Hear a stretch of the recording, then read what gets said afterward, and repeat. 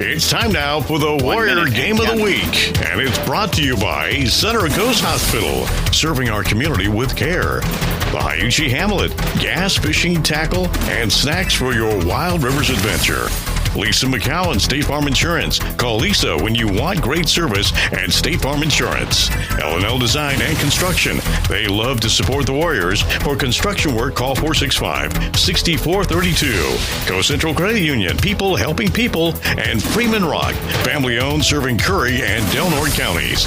And now, with a pregame show, here's Mad Dog and John.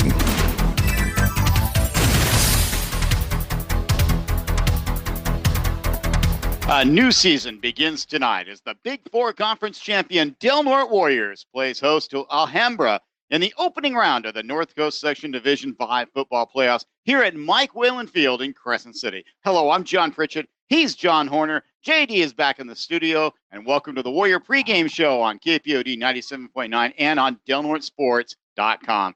Warrior Athletics brought to you by Center Coast Hospital, Lisa McCowan at State Farm Insurance, Hyuchi Hamlet, L&L Design and Construction, Coast Central Credit Union, Freeman Rock, and Seaquake, and, of course, the members of the legendary Sportscasters Club. And Mad Dog, Del Norte comes into this game as a heavy favorite, riding a 5-game winning streak. But you and I both know that everything changes once the regular season ends and the playoffs start. Well, John, if you think that for 1 second this East Bay Bulldog team showed up to hand out cotton candy tonight, you are mistaken, my friend. It's slick, it's wet, and the Warriors are home tonight with all their rowdy friends. It's the Warriors versus the Bulldogs under the lights here at Mike Whalen Field. Pritchett, let's get them dogs. We will be back in a few moments with an expanded preview of tonight's game and a look back at the Warrior win over Eureka 2 weeks ago. We're broadcasting live with Warrior Pride. You're listening to Del Norte Sports. More to the pregame to come. Follow the Warriors online at kpodfm.com or delnortesports.com. Broadcasting live with Warrior Pride. We'll be back with John and Mad Dog in just a couple of minutes. Accidents and illnesses usually happen without warning and often at the most inconvenient times. That's why Sutter Coast Healthcare Center Walk-In Clinic is here to help. We're open 7 days a week from 8 in the morning until 6 o'clock at night. No appointment needed. Our network of highly trained providers and staff treat all kinds of non-emergent, non-life-threatening issues such as animal bites, fevers, coughs, cuts, sprains, and sports injuries. Find us at 785 East Washington Boulevard, Suite 10 in Crescent City. For more information, visit sutterhealth.org/coast. Freeman Rock is your complete source for bulk landscaping products. With the uncertainty of winter weather here before you know it, Freeman Rock can get that rock delivered so what's left of your driveway doesn't end up where you don't want it. Freeman Rock is open Monday through Friday, 7 to 5, and Saturday by appointment, supplying high-quality products in ready-mix concrete, sand, and gravel, and now landscaping supplies since 1976. Put Freeman Rock on your job site. Call 541-469-2444 or go to our all-new interactive website, freemanrock.com. And now, back to the pregame show with Mad Dog and John on 97.9 FM, KPODFM.com, and DelNorteSports.com. Broadcasting live with Warrior Pride. Welcome back to Mike Whalen Field as second-seeded Del Norte prepares to tackle seventh-seeded Alhambra of Martinez in the Division 5 NCS first round of the playoffs. Before we look ahead to tonight's game, let us look back to November 1st. When Eureka came to Del Norte to take on these Warriors. Both teams had a great deal to play for. Eureka needed a win to advance to the postseason. Del Norte needed a win to claim undisputed ownership of the conference crown. When everything was said and done, it was the Warriors victorious. 48-19, and Mad Dog, it was the tale of two halves. Well, John, it's kind of been the Warriors' MO. They feel a team out in the first half and then oppose their will in the third quarter. I must say, the Loggers came out with a game plan of throwing the ball and may have caught the Warriors a little off guard defensively. But the Warriors made the proper adjustments and dominated the second half. The Warriors got on the scoreboard first as Kobe Mitchell scored from 10 yards out. Eureka responded in kind to tie the game. The Loggers actually took the lead midway through the second quarter, but Mitchell scored again, and at halftime it was Del Norte up 14-13. On the first drive of the second half, Mitchell scored on a 4-yard carry. Then just 4 minutes later, it was Mitchell once more, his fourth TD in a row. It sounded like this. Kaleha goes under center.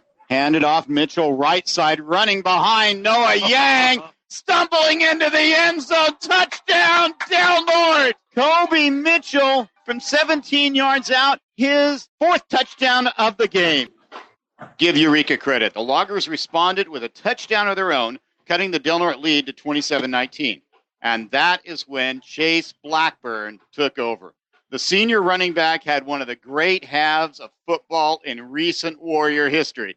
The grandson of Mike Whalen and the legend Chuck Blackburn had runs of 48, 25, 57, 34, and 45 in the final 2 quarters, including this amazing TD scamper. They come to the line of scrimmage. Twin running backs, handoff, Blackburn, following his blockers, skips it outside, stiff arm, gets away from one, cuts it up, accelerates, still on his feet, into the end zone. Chase Blackburn, his 2nd touchdown of the quarter.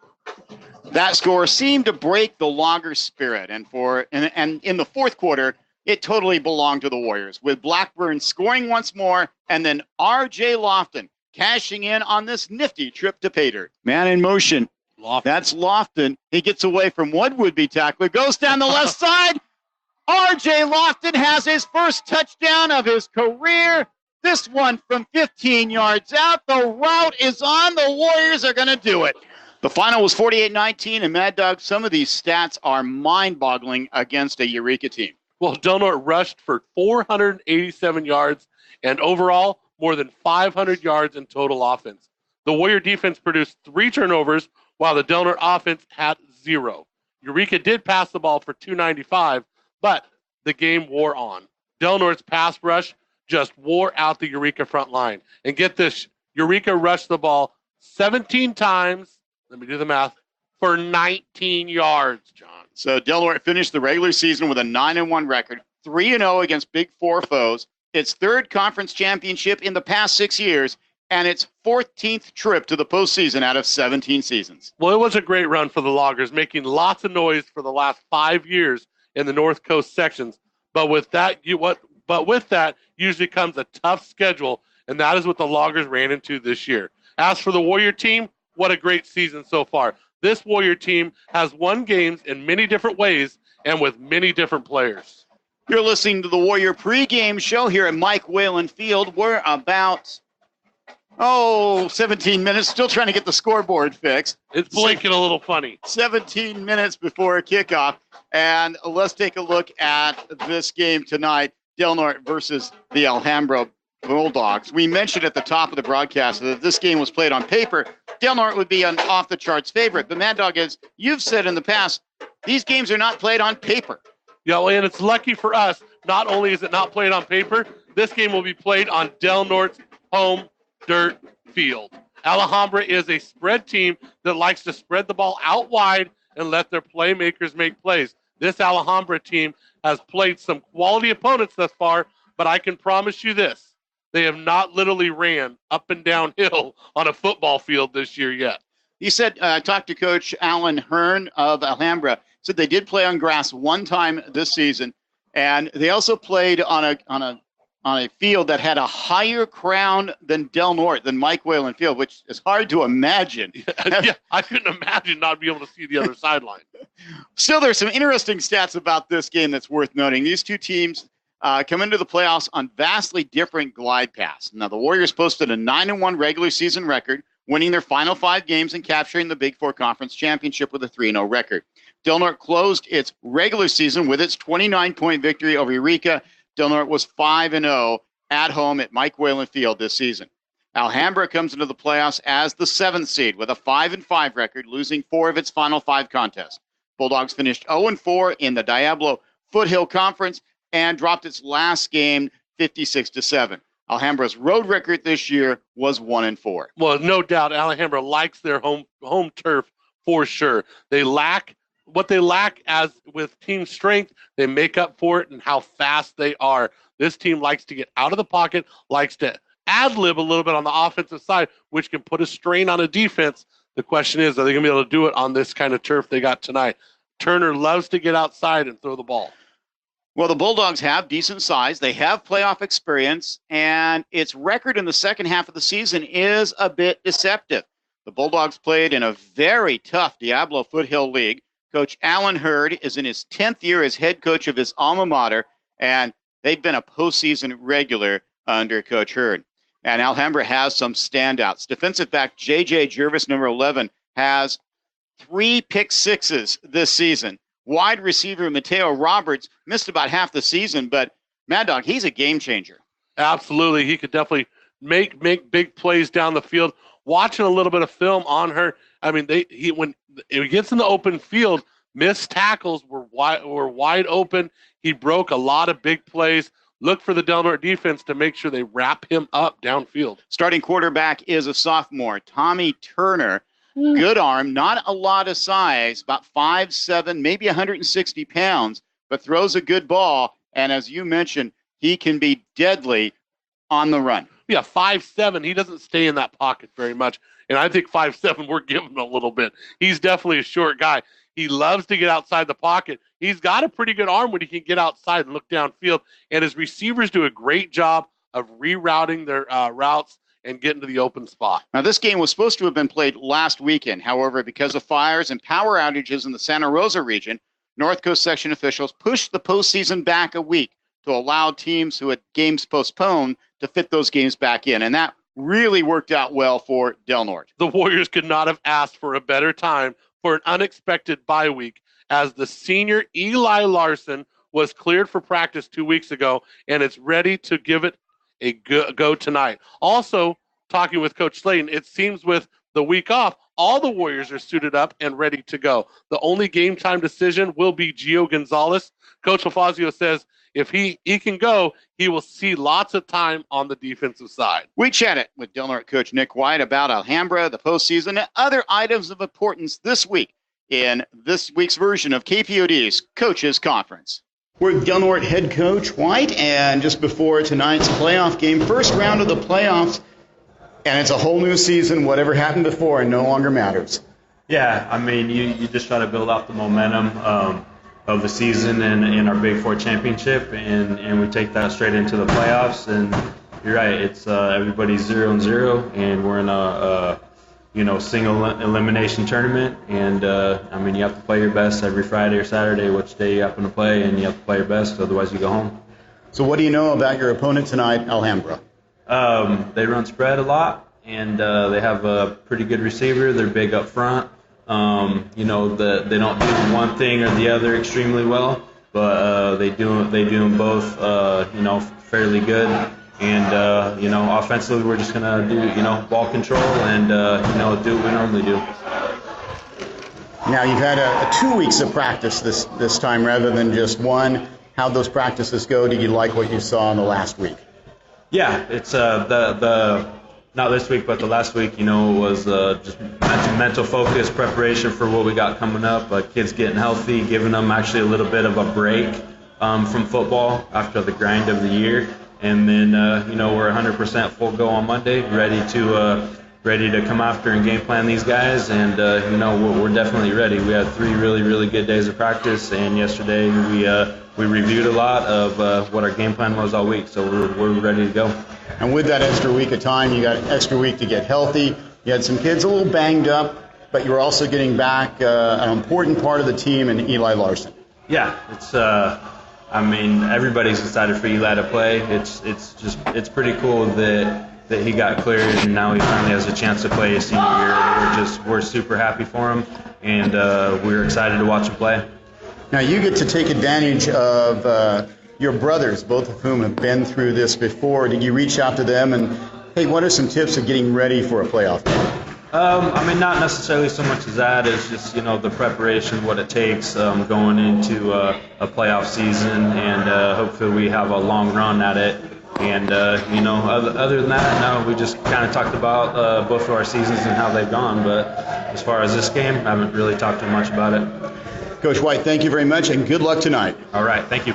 Del Norte coach Nick White on tonight's first-round playoff game with Alhambra, set to kick off in about 10 minutes, and we'll return in a few moments with more of the Warrior pregame show, including the starting lineup for Del Norte and keys to tonight's game. We're broadcasting live with Warrior Pride. You're listening to Del Norte Sports. And now, back to the pregame show with Mad Dog and John on 97.9 FM, KPODFM.com, and DelNorthSports.com. Broadcasting live with Warrior Pride. Welcome back to Del Norte High School. Mike Whalen Field, the opening round of the North Coast Section Division 5 playoffs. Del Norte playing host to Alhambra. Come on out to the field. Got hamburgers cooking on the grill, and it should be a great night for high school football. And let's take a look at the starting lineups for Del Norte, brought to you by DelNorteSports.com with schedules and updates. Check out DelNorteSports.com. And on offense, Del Norte will be going up front at center. Big Luke King, 5'11", 265-pound, a 3-year starter. The guards, on the left is Anthony Slayton, number 56, 6'2", 220-pound senior. The junior Tanner Faulkner on the right. He's a 5'10", 205-pounder. The tackles on the right side, Noah Yang. He's a senior, 5'8", 200 pounds. And, sophomore Trevor Freeman, 6 foot, 210 pounds, number 77. The wide receiver is Caleb Price, 6'5", 200 pounds. He is the team's leading receiver with 15 catches this year. The tight end is Connor Long, 6'4", 200-pounder. More of a blocking back than a receiver. However, he can make some noise over the middle. The running backs are both two good ones. Number 21, the tailback, Levi Cox-Cooley. He's a junior, 5'8", 175 pounds. He has 1,065 yards this year, 11 touchdowns, and 8.2 yards per carry. The fullback is Kobe Mitchell. He is a senior, 5'11", 215. He's been banged up somewhat this year and missed several games. He still has 785 yards rushing, 7.5 yards a carry, 13 touchdowns for the season, and is coming off that 4 touchdown performance against Eureka. The slot back tonight will be Chase Blackburn, number 32. He's a senior, 5'11", 180 pounds, coming off a 255-yard performance against Eureka, along with 2 touchdowns. And the quarterback is senior, 6 foot, 200-pound O.J. Kalea, averaging only about 8 completions or about 8 passes a game, but he is completing 60% of them for 8 TDs, just 2 interceptions, and 765 yards. That's your starting lineup for Del Norte on offense. Man, I can tell you what an amazing opportunity. 3 running backs that at any time, any 3 of them can go for 100-plus yards.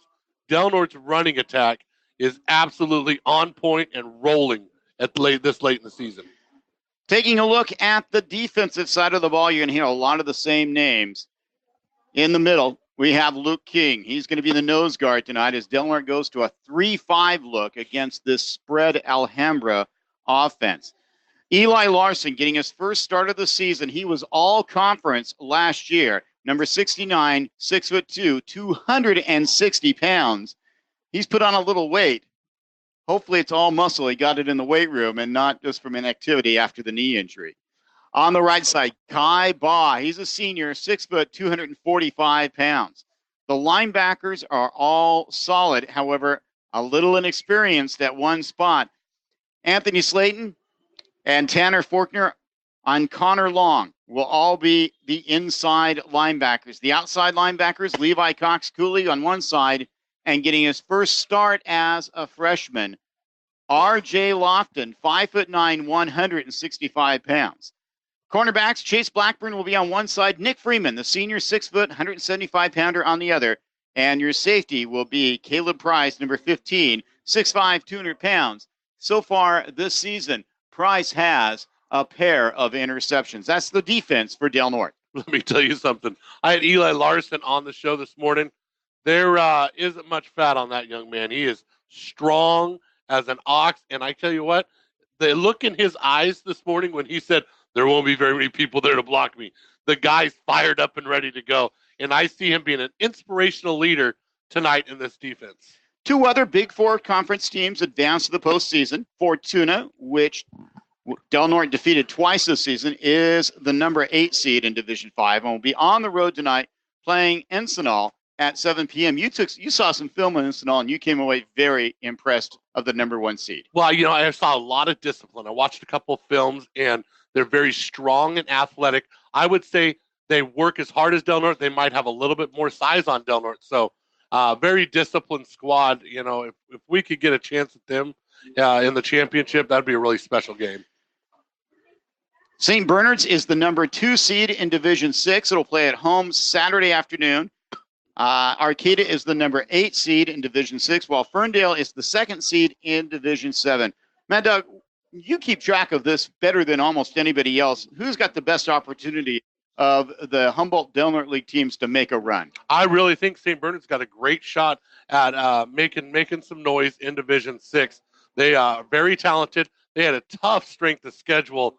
I think they got a good chance. They got St. Patrick's up above them, but I think the St. Bernard's team has a great shot. Talking to Coach Bimbo earlier in the week, he says, we're going to go down there and give it heck, John. And when he said that, he kind of said it with the idea of we're going to throw everything at him. He says that Encinal defense is very athletic and very strong. He's going to have to do some misdirection, try to cause them to get off foot. And he says, you lean on any team, and you never know how they're going to react. They're on their home field. Fortuna's going to go down there and give them all they can handle. And when it comes to Fortuna, and when it comes to Ferndale, back down into the seventh division where they belong. They got Salesian back down there also. So even though Ferndale and St. Bernard's are the 2 seeds, they got a tough road with their number 1 seeds.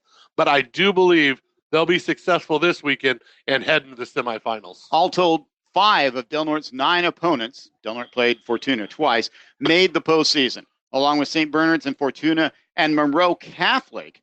LaSalle Prep and Mazama both advanced to the postseason in Oregon, but their stays were brief. Underdog LaSalle Prep lost in the first round, and the second-seeded Mazama Vikings were shocked by the 15-seed Tillamook Cheesemakers, 19-14 in Klamath Falls. Cheesemakers, yeah. And absolutely, and it should be noted that the North Coast section playoffs have been cut in half this year. Whereas no 2 versus 15 cupcake games, this is a 2 versus 7 game in the first round instead of 2 versus 15. So this is a big game.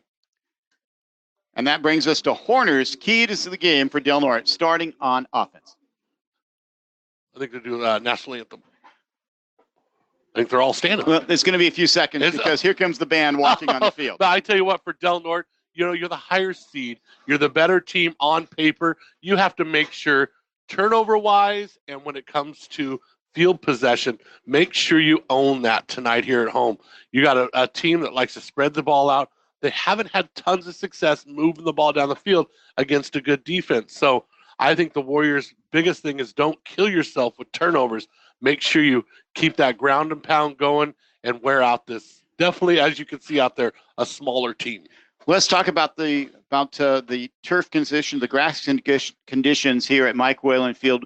We went out and walked it. It's not too bad, especially for the middle of November. It actually is better than it was a month ago. Well, the nice thing is it hasn't been played on in 2 weeks. You know, youth football was in the playoffs, and they've been gone for 3 weeks, and we haven't played here for 2 weeks. So the field's actually in great shape. Hasn't been played on much in any kind of weather. So you're right. I was out there making cuts at about the 15, and my feet were holding, John. You know, my 15-yard post move.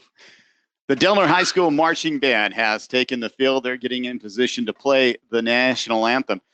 And want to say it again, there's lots of great seats still available. Come on out and support your Warriors tonight as they take on Alhambra from Martinez, California, down in the East Bay in the first round of the North Coast section Division 5 playoffs. And now, ladies and gentlemen, your Del Norte High School Marching Band will perform our national anthem.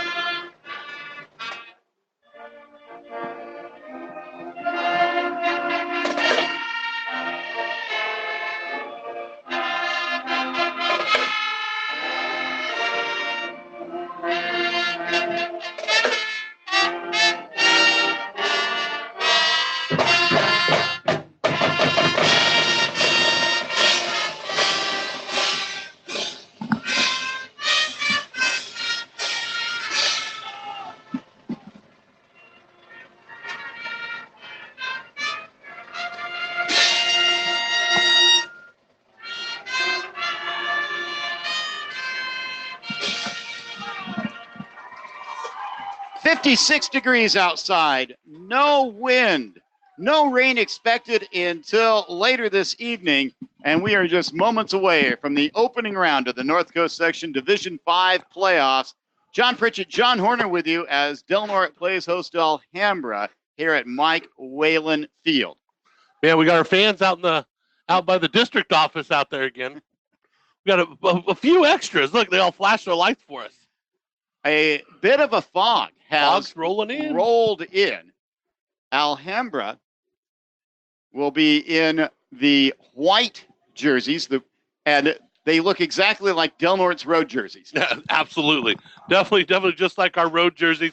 They're blue and gold and ready to rock. Del Norte's got to find a way right here to get started on the right direction. Del Norte will be kicking off to Alhambra to start the game. The 9-1 Del Norte Warriors taking on the 5-5 Alhambra Bulldogs. The Bulldogs from the Diablo, can't think of the second name, conference. Kenji Adams Lee will be kicking off for the Warriors. As Del Norte making its 14th appearance in the postseason out of the last 17 seasons. Alhambra has seen the postseason 6 seasons in a row under 10-year head coach Alan Hearn. And ladies and gentlemen, we are underway. Ball is going to be taken by Alhambra at about the 22-yard line. Bringing it upfield is Nick Schuler, and he is going to get to the 34-yard line. Fumble on the play, but looks like he got his own fumble there. And that is where the Bulldogs will take over. 1st and 10. Winner of this game will advance to next week for the winner of the Moreau Catholic Capolinda? Miramonte. Look at that. Eli Larson back out there. Love to see him back out on the field. 3 receivers go out wide to the right, 1 to the left. Pistol look for the Bulldogs. The quarterback, Tommy Turner, hands it off for minimal gain, if anything. Absolutely nothing. JJ on the carry right there. Carrying the ball was J.J. Jervis. He's a junior. And it looks like we have an injury on the field for Alhambra. Warriors right off the get-go, dialing up the blitz from Slayton and Faulkner. Coach LaFazio talked about it a little bit. He says with the 3-5 defense, they have the opportunity to kind of disguise their blitzes a little bit more. The injured player, Hamza Opanin. He's a tackle and a sophomore, and it looks like they are working on his leg. That gives us a chance to say hello to some legendary Sportscaster Club members. Includes Elk Valley Casino, where there's always big game ahead. Hemmingson Contracting for all landscaping, paving, and road construction projects. Del Norte Tire. The Barnes family says our roots are here, not just our branches. Getting up slowly, but gingerly walking off. He lined up over Kai Baugh. Kai Baugh, strong kid up top, so a little bit of pushing around there, probably. So if Del Norte does advance out of this, it would face the winner of tonight's Moreau Catholic Miramonte game. Del Norte opened the season down in the Bay Area against Moreau Catholic and claimed a 20-19 victory. And Fresh Eisen will be back. They talked a lot about it this week in the Bay Area sports pages. The very talented running back will be back tonight. So the question is how potent he'll be. We'll find out tonight, and it could be a tough match for us next week. Turner on 2nd down and still 10. Back to pass. The right-hander looking, stays in the pocket, throws deep over the middle, and it's incomplete. As tried to hit wide receiver Mateo Roberts, but I don't think he was expecting the pass. He just kept running around. I don't know if he saw it. Coverage by Del Norte provided by Levi Costuli and Nick Freeman. It's going to be 3rd and basically 9.5 yards. Great coverage by the Warriors. 3 guys out there on Roberts. They know who to guard. Number 7's out wide. When I talked to any of the defenders, I said, who do you got to worry about? They all said number 7. 2 receivers to the right this time, 2 to the left. Warriors showing maybe a little blitz coming. Now they back out of it. Rolling to his right. Looking. Now he's tucking. He's going to try to run and gets knocked out of bounds on the far side of the field for minimal gain. 4th down and about 9 coming up for the Bulldogs. I tell you what you got to love there is Slayton was a spy, the linebacker that was supposed to make sure Turner doesn't get anywhere. Slayton did a great job as Turner rolled out of the pocket. Slayton mirrored him over to the sideline and put him out of bounds right at the line of scrimmage. Exactly what Slayton and Faulkner have to do when he rolls out of that pocket. Give Turner a 1-yard gain, and it's going to be 4th down and a long 8. Punt formation for Alhambra. Deep is Levi Cox-Cooley for Del Norte. There's the snap. There's the kick. It's taken by Cox-Cooley at the 38-yard line, going around the left side. Has a little bit of room. Slips up after getting past midfield. So the Warriors will take over on their first possession in excellent field position. Score tied 0-0 on the Center Coast Hospital scoreboard with 11. Still some problems with the scoreboard. 11-something. Half of it is out.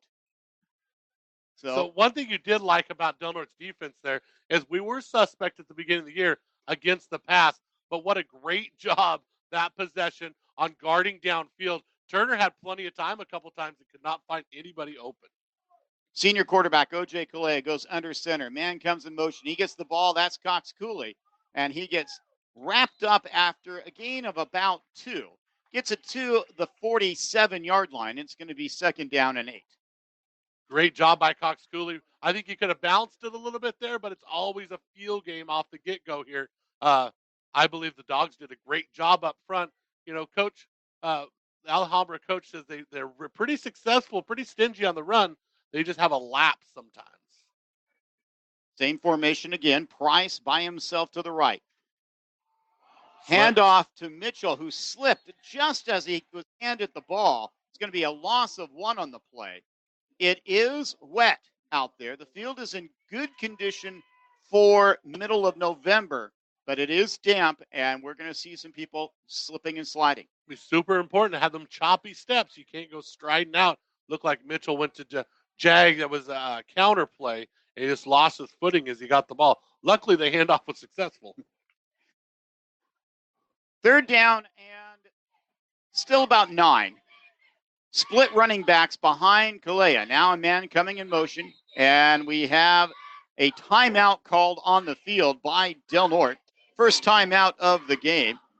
That gives us another chance to say hello to some more Legendary Sportscaster Club members, including H&R Block. Get your maximum refund guaranteed.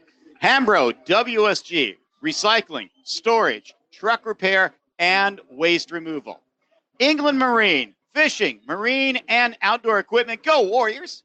Park City Superette, the little store, and more. And Suburban Propane, their business is customer satisfaction.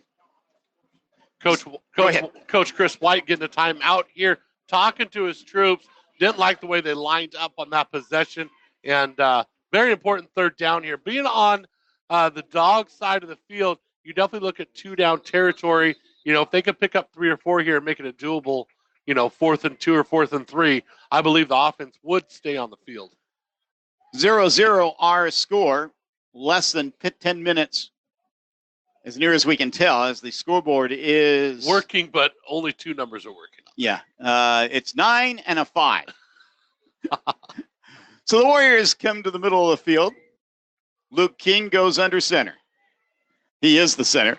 O.J. Kalea goes right behind him. Blitz shown. Counterplay to Blackburn. Looking for some room. He's got it. Chase Blackburn is gone. History. He's a vapor trail. Touchdown Warriors. Chase Blackburn, 47 yards. He remains laser hot. You got to love it. Holy Toledo is definitely in store all night tonight. 47-yard touchdown by Chase Blackburn. You got to love it, John. Well, just a little counterplay right there. And Chase had the patience as he came around the end, let the crack block happen out on the end, and he just jetted off. Kenji Adams-Lee on for the extra point. He's 39 of 41 this season. The holder is O.J. Kalea. Here's the snap. It's good. There's the hold. It's good. There's the kick. It is also good. Warriors on their first possession find lightning in the bottle in the form of Chase Blackburn, 47-yard touchdown run. Warriors lead 7-0. What'd you call that as he got around the end? He was a vapor trail. I love that, John. That touchdown brought to you by L&L Design and Construction for home and remodels and new construction. Call 707-465-6432. That's L&L Design and Construction. Last week in the second half, we saw Blackburn run wild. It was one of the greatest halves in history. It was unbelievable. Del Norte has won 4 of its past 6 playoff games at Mike Whalen Field, trying to make it 5 of 7 tonight against Alhambra. Whew. What a start for the Warriors. Fair catch is going to be called and taken at the 30-yard line by the Bulldogs. Hauling it in is Anthony Trapani. He's a sophomore. It's a young Bulldog team. 1st and 10 for Alhambra from the 30-yard line. Del Norte now leading 7-0. Del Norte defense got to stiffen up. No pressure on Turner yet, and Del Norte's got to get some pressure. Those receivers are going to get used to this field out here. So look for the Warriors to dial up something here. Turner in an offset pistol formation. 2 receivers to the right, 2 to the left. Warriors showing blitz. Here they come. Handoff. Quickly gathered up is Jervis. Tried the right side. Larson was there making the tackle with help from his friends, including Luke King. Faulkner blitzing from the outside, too. He had nowhere to go. 2nd down and 11 coming up. The ball back at the 29. Faulkner loves this position where he can slide all over the field. With the 3-5 look, you're going to see those linebackers slide to different spots in the field. Same formation as before. Ball on the near side hash mark. 2 receivers to the right, 2 to the left. Turner waiting for the snap. Gets it. Hands it off once again Larson. And not going anywhere. No, Slayton. It's Anthony Slayton from the left side. Another big loss back to the 25. It's 3rd and long for the Bulldogs as Del Norte's defense has been absolutely dominant on these first 2 Alhambra possessions. Slayton lined up the same spot Faulkner did the time before and just blitzed the outside corner and nowhere to go. 2 receivers to the left, 2 to the right. Let's see if they try to pick on the freshman, Lofton. Back to pass, fakes it, and sack. Anthony Slayton with a sack, his first of the night. Warriors just absolutely dominating on defense. Slayton, nobody touched him.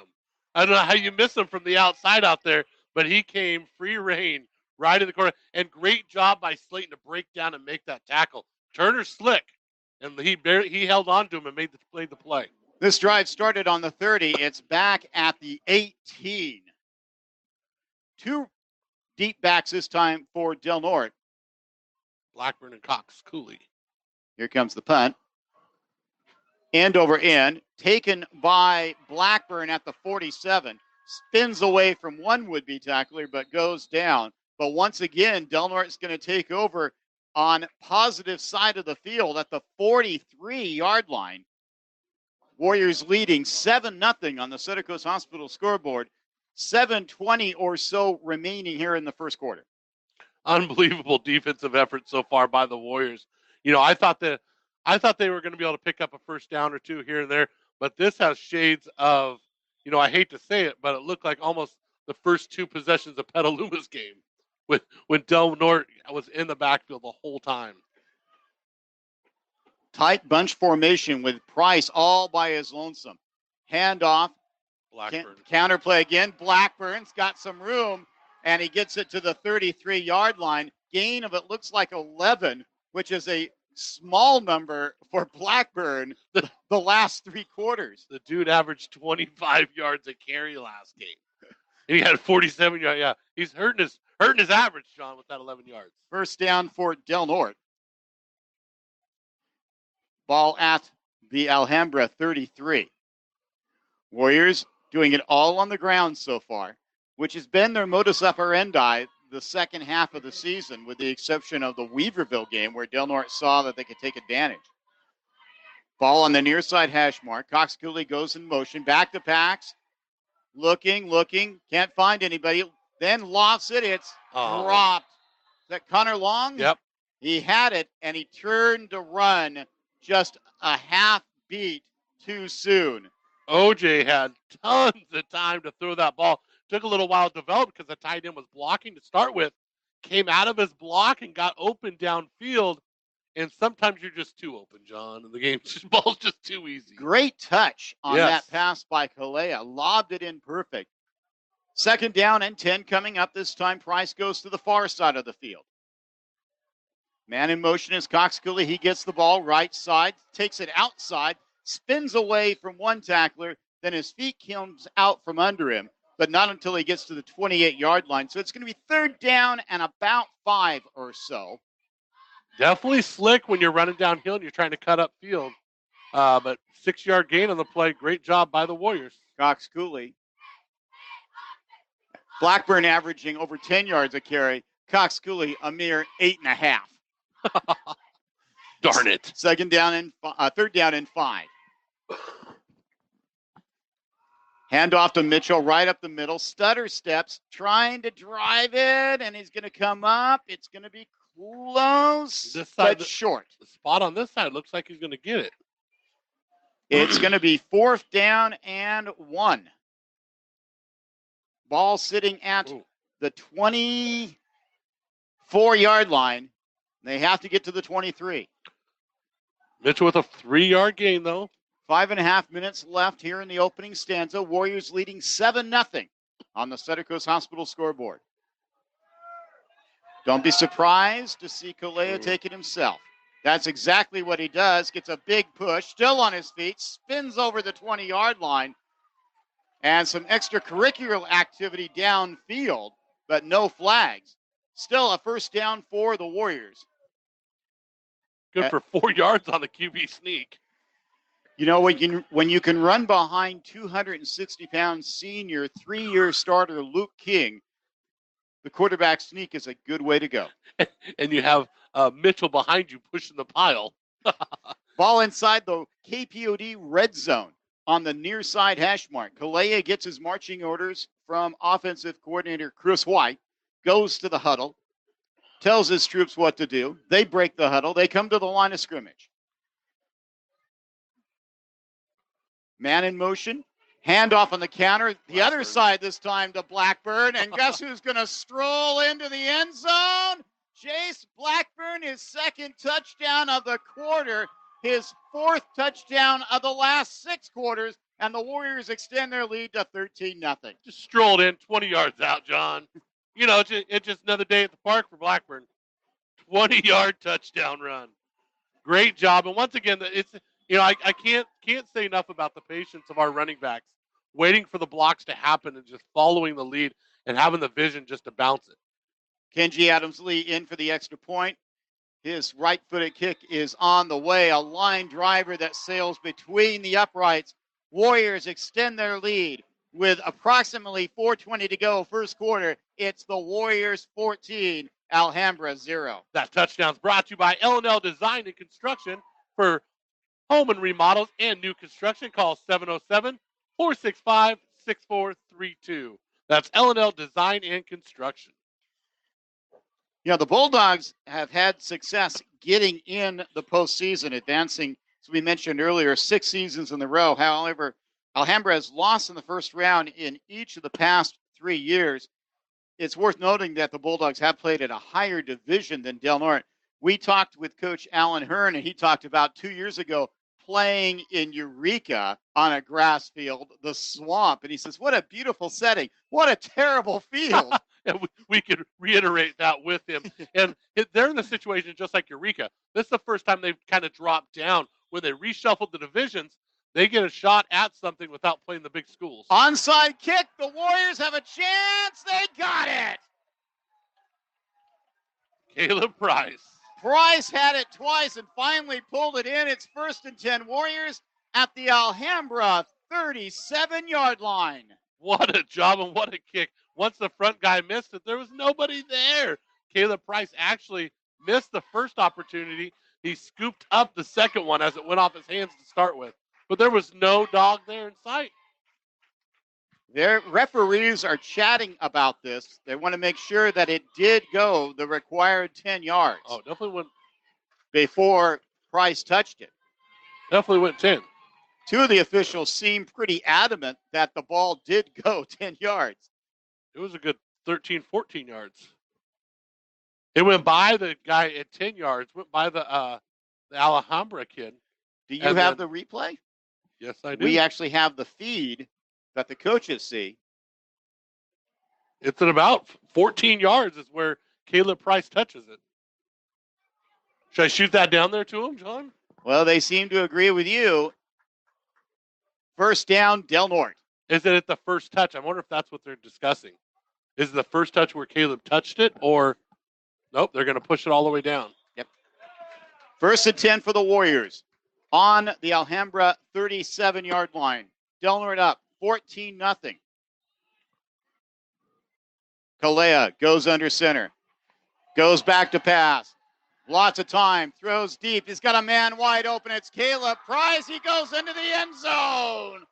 Del Norte strikes again, this time from 37 yards out. Caleb Price with his 6th touchdown catch of the season. What a job by OJ. I didn't know if he had the arm to get it all the way down there, but he was kind of off his back foot. 37-yard toss by OJ. Great play by the Warriors. And give credit to the offensive line as Kalea had all day.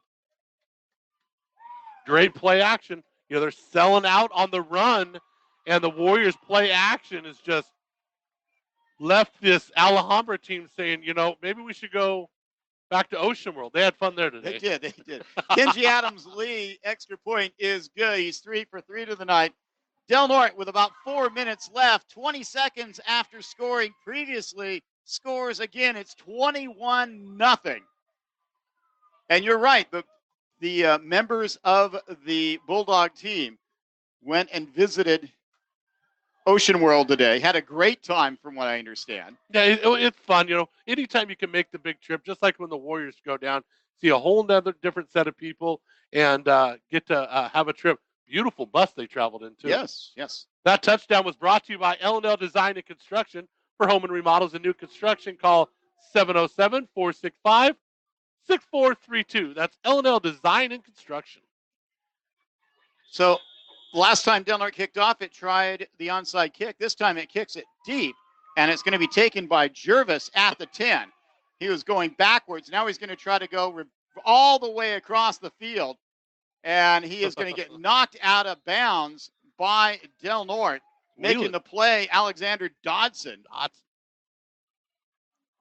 As he got knocked out of bounds at the 15-yard line. Instead of taking it straight up the left side of the field, Jervis tried to go all the way around the right side. Del Norte's defense so far has done nothing but push the Bulldogs back. Let's see what happens here. Warriors going to extend. Let's show them blitz again. They're going to get after the Dogs. Turner waiting for the snap. He's got it.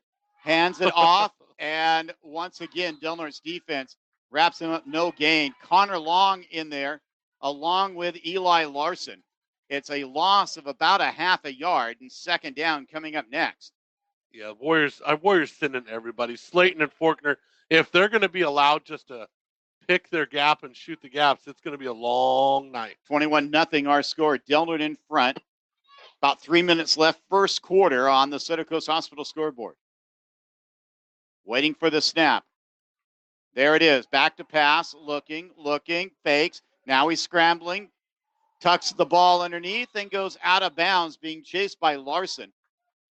Faulkner did a great job. He was the spy that time as Turner got out of the pocket, forced him out of bounds after about a 3-yard gain. Nothing big right there, just conservative. Third down and let's call it 6. Make it 7. Ball sitting almost to the 20. Big third down here for the Dogs. They got to get a first down to get some kind of momentum here. 2 receivers to the right, 2 to the left. Turner gets the ball, straight drop, looking. Now he's going to go down. Second sack of the night for Del Norte. Making the play this time for the Warriors is Kai Baugh. Kai Baugh. Loss of 8 on the play. Turner looked up and Baugh was in his face. He'd give me nightmares, John, if he was chasing me down. Slayton has a sack. Baugh has a sack. Punt team coming on. Going back deep is Cox Cooley and Blackburn.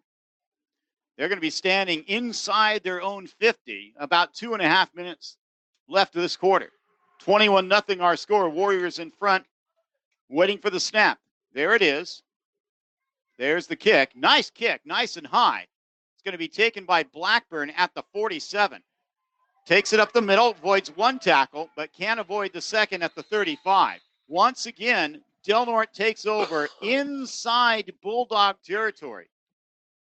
All 4 of Del Norte's possessions have started on the good side of the 50 for the Warriors. And if you're the number 7 seed, you don't want to keep giving the number 2 seed that kind of field position. Could turn into a long night real quick. Just over 2 minutes left here in the first quarter on the Sutter Coast Hospital scoreboard. Del Norte leading 21-0. This is a huge possession for Alhambra. They cannot give up another score right now. Warriors come to the line of scrimmage. O.J. Kalea hands the ball off up the middle. That's Cox Cooley, and he gets it past the 30 to about the 28. Good 7-yard gain for Cox Cooley. Hard run.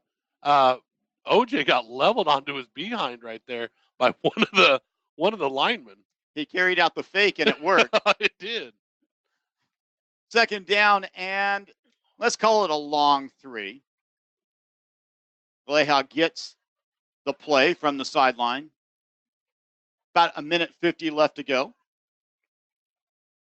What a start for the game for the Warriors. What a start to the postseason for this Del Norte Warrior team. Kalea goes under center. Man in motion. Back to pass. Looking, throws, and ended up throwing it kind of between the 2 receivers. And we do have the first penalty flag of the night on the field. It's going to be holding against the Warriors. And you're going to get Cox Cooley blocking on number 53 there. Be a 10-yard penalty against the Warriors. That'll march the ball back to the 45-yard line of the Bulldogs. We'll replay second down. 2nd and 20.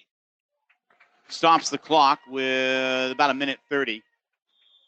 About half of the scoreboard is working.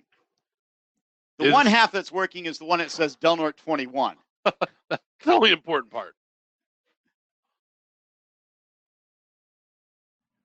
Warriors break the huddle. Tight formation. Price by himself to the right. Single coverage. Handoff. Cox Cooley coming around the right side. Gets a block. Accelerates. Spins. And gets to the 35 before he gets pushed down.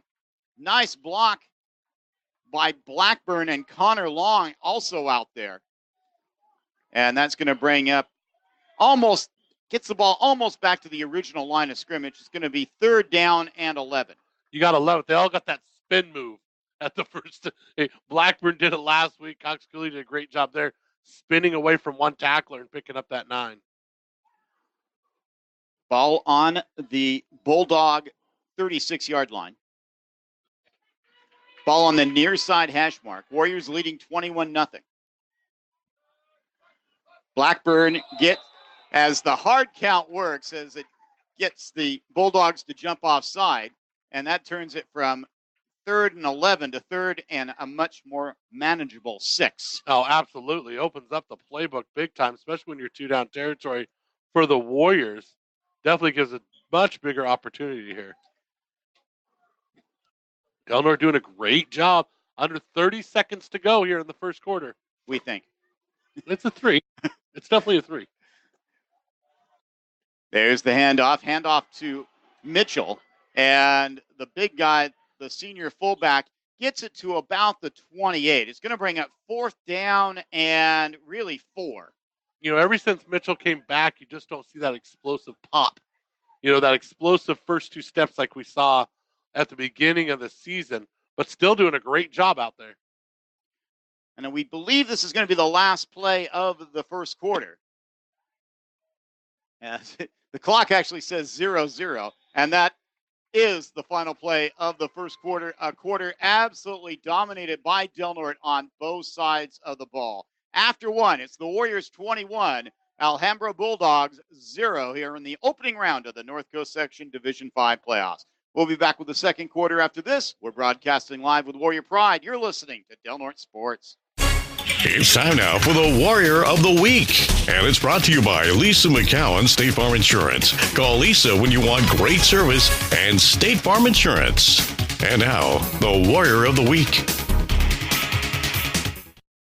Your Lisa McCowan, State Farm Insurance Athletes of the Week are the members of the Single A and Triple A Del Norte Youth Football teams. The Young Warriors both claimed Six Rivers Youth Football League championships last Sunday, upsetting the favorites in the title contest. Lisa and her crew say congratulations to our local champs. Our community is proud of you. Del Norte Youth Football titleist, your Lisa McCowan, State Farm Insurance Athletes of the Week. And this has been your Warrior of the Week. And it's brought to you by Lisa McCowan, State Farm Insurance. Call Lisa when you want great service and State Farm Insurance. And that is your Warrior of the Week. Start of the second quarter, just moments away. Warriors leading 21-0 over Alhambra here in the opening round of the North Coast Section Division 5 playoffs. John Pritchett, John Horner with you. JD back in the studios. We're live at Mike Whalen Field on the campus of Del Norte High School. 4th and 4 with the ball at the 30-yard line.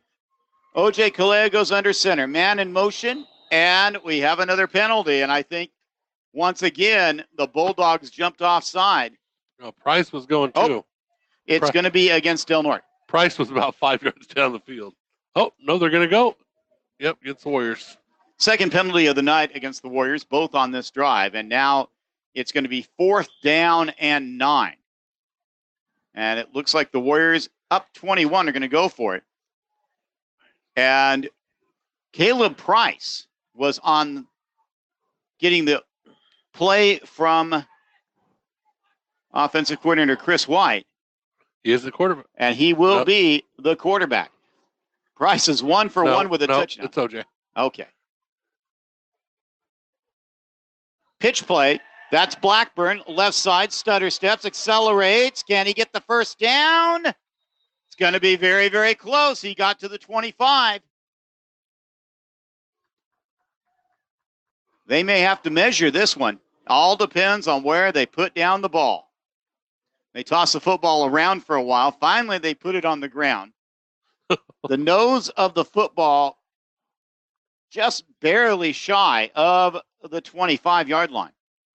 First quarter stats here for the Warriors. They're going to get a spot.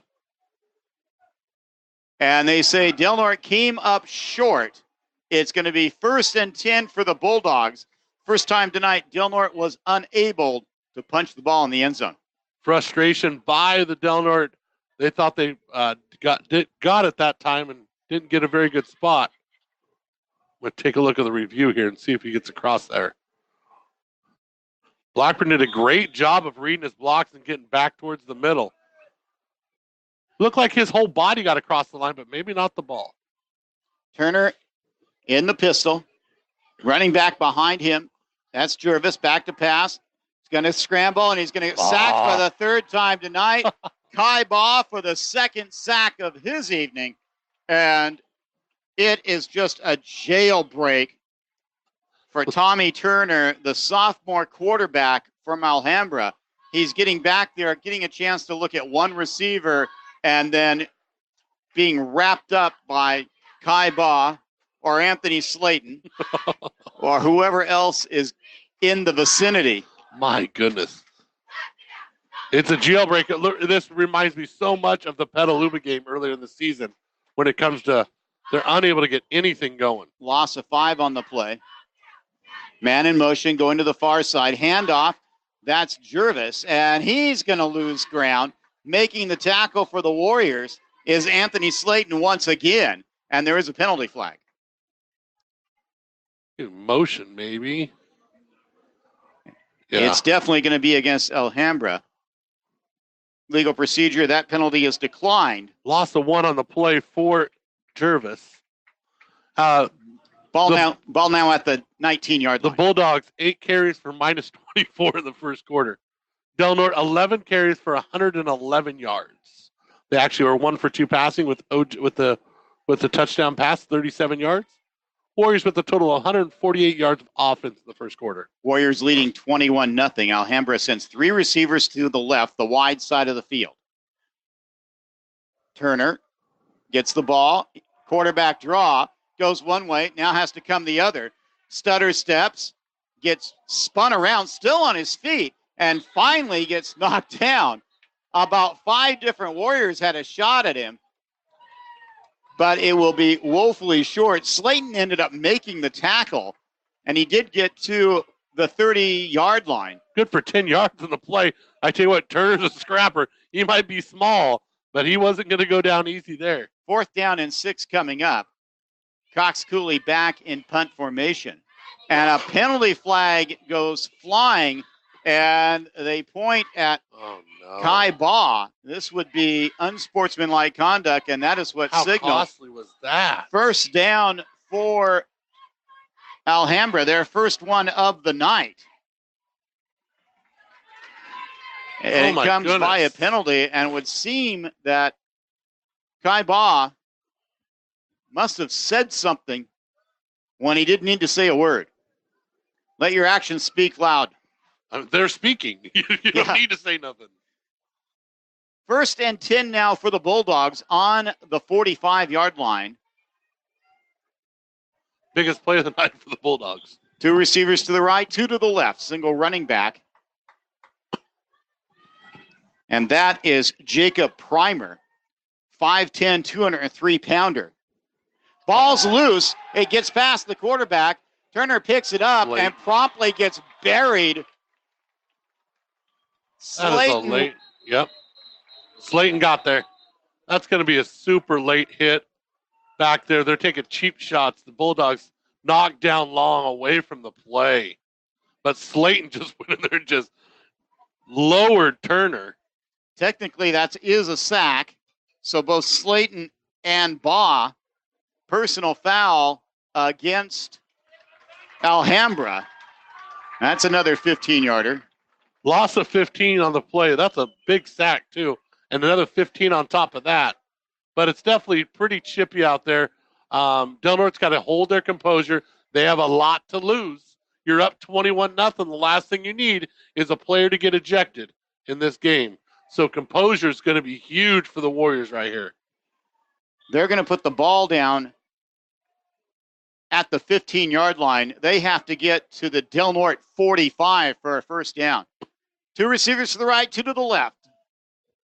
Single running back, that's Primer behind Turner. Back to pass is the sophomore quarterback. Goes out to his right, looking, fires, intercepted. Warriors come up with the pick. He had his feet in. Cox Cooley with his second interception of the night. Del Norte back in business inside the 30-yard line of Alhambra. What a great read by Cox Cooley right there. Turner did a good job extending the play, breaking out of the pocket, and looking to the sideline. Cox Cooley read his eyes the whole way and stepped in front of that one.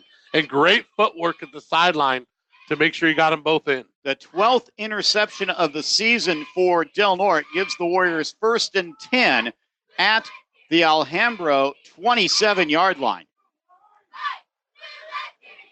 Kaleha pitches the ball to Mitchell, running right behind his quarterback, and he's going to end up picking eventually as he continues to move the pile all the way to the 20-yard line. A nice run by the senior. Like I said, it's getting Warriors. I would take a timeout here if I'm Coach White and make sure that this game doesn't get too crazy up underneath. Uniforms starting to get a little muddy, especially for the white-clad Bulldogs. Who was on the carry there, John? That was Mitchell. I was kind of stunned by the score I saw on my phone, so I kind of lost track for a sec. 7-yard gain for the senior. Fortuna leads Encinal 7-0. You know, I would be surprised, but I would not be shocked. Well, a Huskies 2-time defending section champs has won 10 in a row. They're not going to be an easy out. Same play as before. Mitchell right side bounces it out, still on his feet. 1, 2, 3, 4 Bulldogs eventually take him down, but it's going to be first down Warriors. The ball at the 15-yard line. Warriors once again in the KPOD red zone. 7-yard gain by Mitchell. He was not coming down, bouncing that thing to the outside. I love the coaching up on the sideline right now.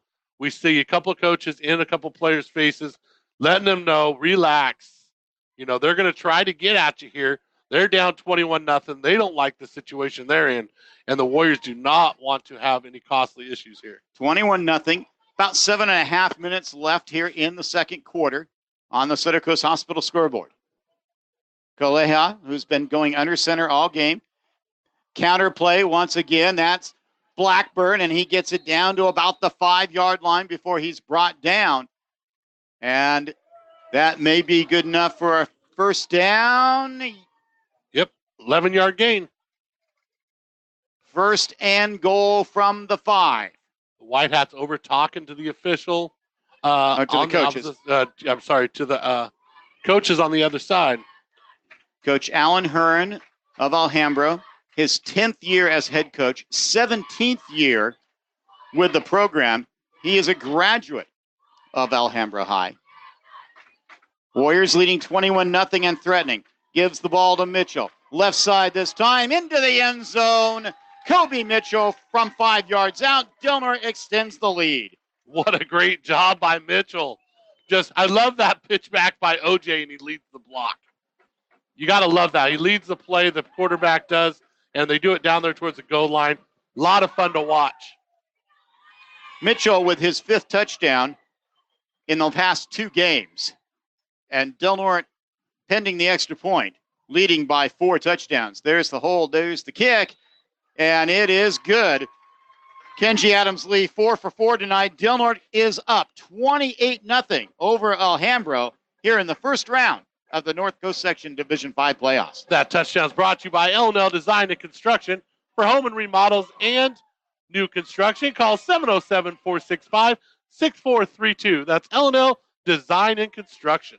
Mad Dog, with the reduced number of teams, there's more divisions, but less teams in the playoffs. 8 teams. So Del Norte, if they can hold on to this 28-0 lead, would advance to the semifinals for the second year in a row. They lost to eventual champion Fortuna last year. They also went to the semifinals in 2013, where they lost to? Who's that? Fortuna. That was the game. Yes, it was Fortuna. The world's ugliest made extra point to win the game. I do remember that.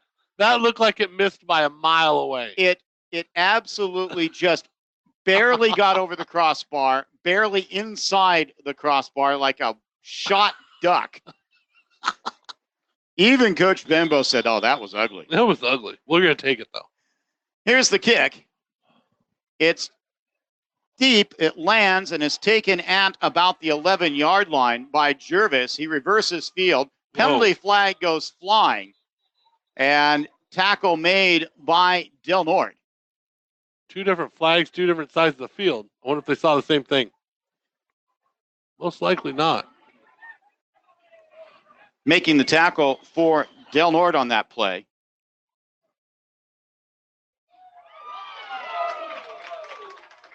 I believe it was Trevor Freeman. So updated score from the Fortuna game. Fortuna actually leads 8-7. And the officials are conferring. Ball at about the 23-yard line. Here comes the signal. I have no idea on this one. A very deliberate official. Illegal chop block against the defense holding against the offense. I'm sorry, I've never heard of an illegal chop block against the defense. That's interesting. Okay. That should have been a low hit. I'm not sure. Okay, so they offset each other. It'll be first and 10 for the Bulldogs. Del Norte leading 28-0. Halfway through the second quarter. Waiting for the snap. Handoff. Finding some room. Still on his feet. That was Jacob Primer. Lofton with the tackle. Good for 10 yards? It looks like it's going to be the first down of the night gained by the Bulldogs. They picked up one on a penalty against the Warriors. Tybaugh is back in the ball game after taking the last possession off.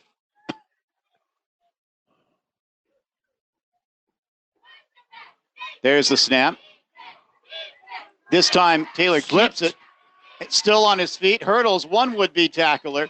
Finally, cartwheels down. Lofton came up and made the tackle, but the Bulldogs, showing some life, takes it into Del Norte territory. No, they're scrappy. They're going to get after it. Del Norte's linebacker slipped on that one, and Turner flew down the field. 18-yard gain on that play. First and 10 now from the Warrior 48. 3 receivers to the right, 1 to the left. Single running back behind quarterback Tommy Turner. The diminutive sophomore hands it off to Primer, goes around the left side before he gets knocked out of bounds. And the Bulldogs on the far side are fired up. Absolutely. They're going to get after it for sure. Bulldogs made the trip yesterday, left around 11 o'clock. Stayed the night, got a little practice in, had a chance to bond. There's a lot to be said for going on a long road trip with your teammates. Even though they haven't been very successful on the road, this is a little bit longer than what they have been playing. The 5-yard gain on the play. Fog has continued to roll in here at Mike Whalen Field. Second down and 6. Ball now at the 44. Turner fakes the pass, throws it over the middle, incomplete. Tried to hit Nick Schuler, his tight end. And it's going to be third down and 6. Turner now 0 for 3 passing, struggling. He's getting happy feet back there. He's been sacked 4 times. So far this season, the Bulldogs have gained right around 1,500 yards rushing and 1,300 yards passing. Third down, ball in Del Norte territory. Warriors leading 28-0. Handoff to Primer, left side, and he will not get the first down. In fact, he only picks up 1. Would definitely think it's 2-down territory here for the Dogs, being down 28-0. Faulkner with the tackle with help from King, and it's 4th down and 5. Ball at the 42-yard line of the Warriors. Larson getting a little tired out there, doing a lot of chasing, getting back into game shape. And the Bulldogs are going to go for it. Down 28, midway through the second quarter. Warriors showing blitz. Here they come. Turner slips, tries to go around the left side. Now he reverses direction, and he eventually gets away, is finally suplexed down by Faulkner. And it will be Del Norte ball as the Warriors take over on downs. Wow. Kai Ba also in there on the tackle. Look at Turner trying to work his way off the field. He was picked up and thrown down. Del Norte takes over at their own 43-yard line. That's the worst starting field position of the night for the Warriors. No pun intended, but yeah, he got taken down pretty hard. They were after that dog. 28-0. Little over 5 minutes to go in the first half. Stay tuned for the Hayuchi Hamlet halftime report. We're going to be talking a little bit about Del Norte Youth Football, which had a magnificent day last Sunday at Mike Whalen Field. Warrior Pride was running wild at the Redwood Bowl. Handoff up the middle. That's Kobe Mitchell. He gets it into Alhambra territory. Gain of about 7. It's going to be second down and 3. They put the ball exactly at midfield. Ball sitting on the 50-yard line between the hash marks. Mitchell harder in yards out there in the middle. And that middle of the field's getting a little bit choppy out there. A lot of dirt, getting a little bit slippery. As the fog comes in, the dude just kind of settles down on the field.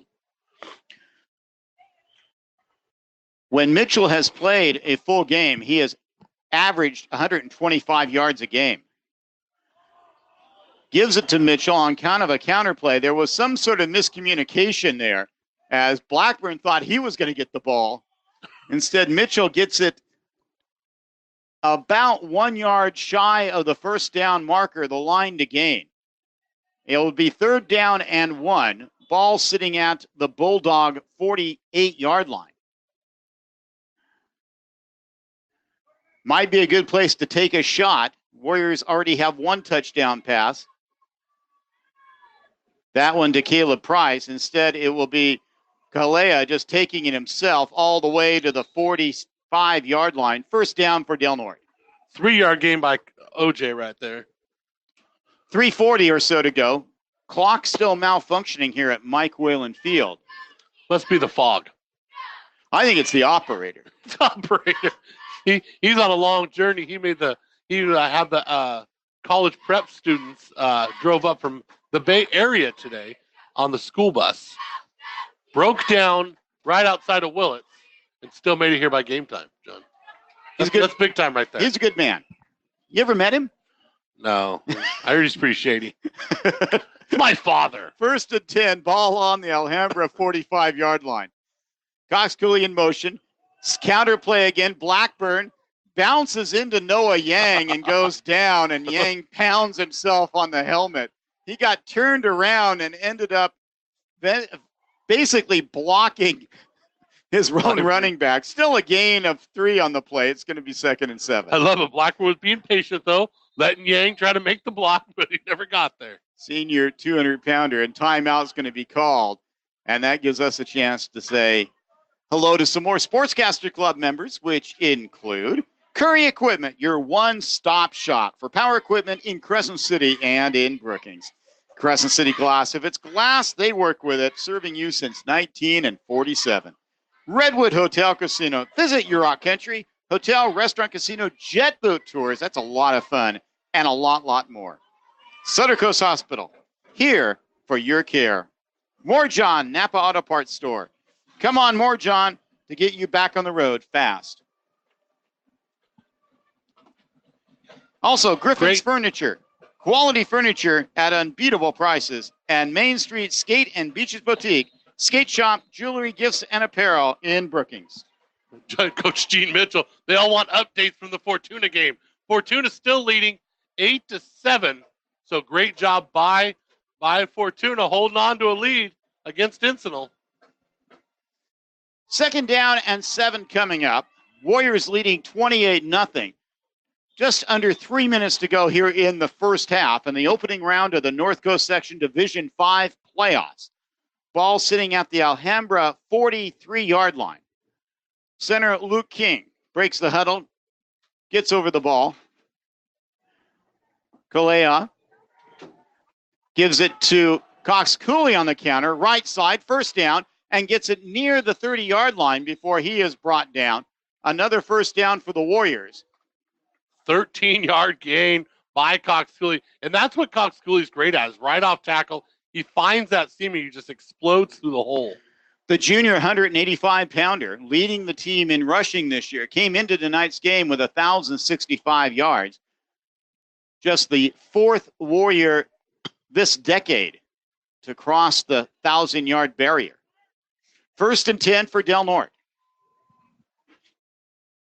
Fog getting a little thicker now, but no rain. Cox Cooley with a fake. Kalea rolls out, going to throw deep, trying to hit Connor Long, and the pass is intercepted. Coming back the other way and getting upended. Nice play by Kobe Mitchell, but making the interception Number 70. Was big number 70, Logan Kirby. What was he doing downfield? I'm not sure, but he made a great play on the ball. Tough situation there. Connor Long was open by 3 or 4 yards. OJ underthrew him. Connor tried to come back and make that play, but number 70 did a great job by the Dogs. Big interception. Just the third interception of the season by Kalea.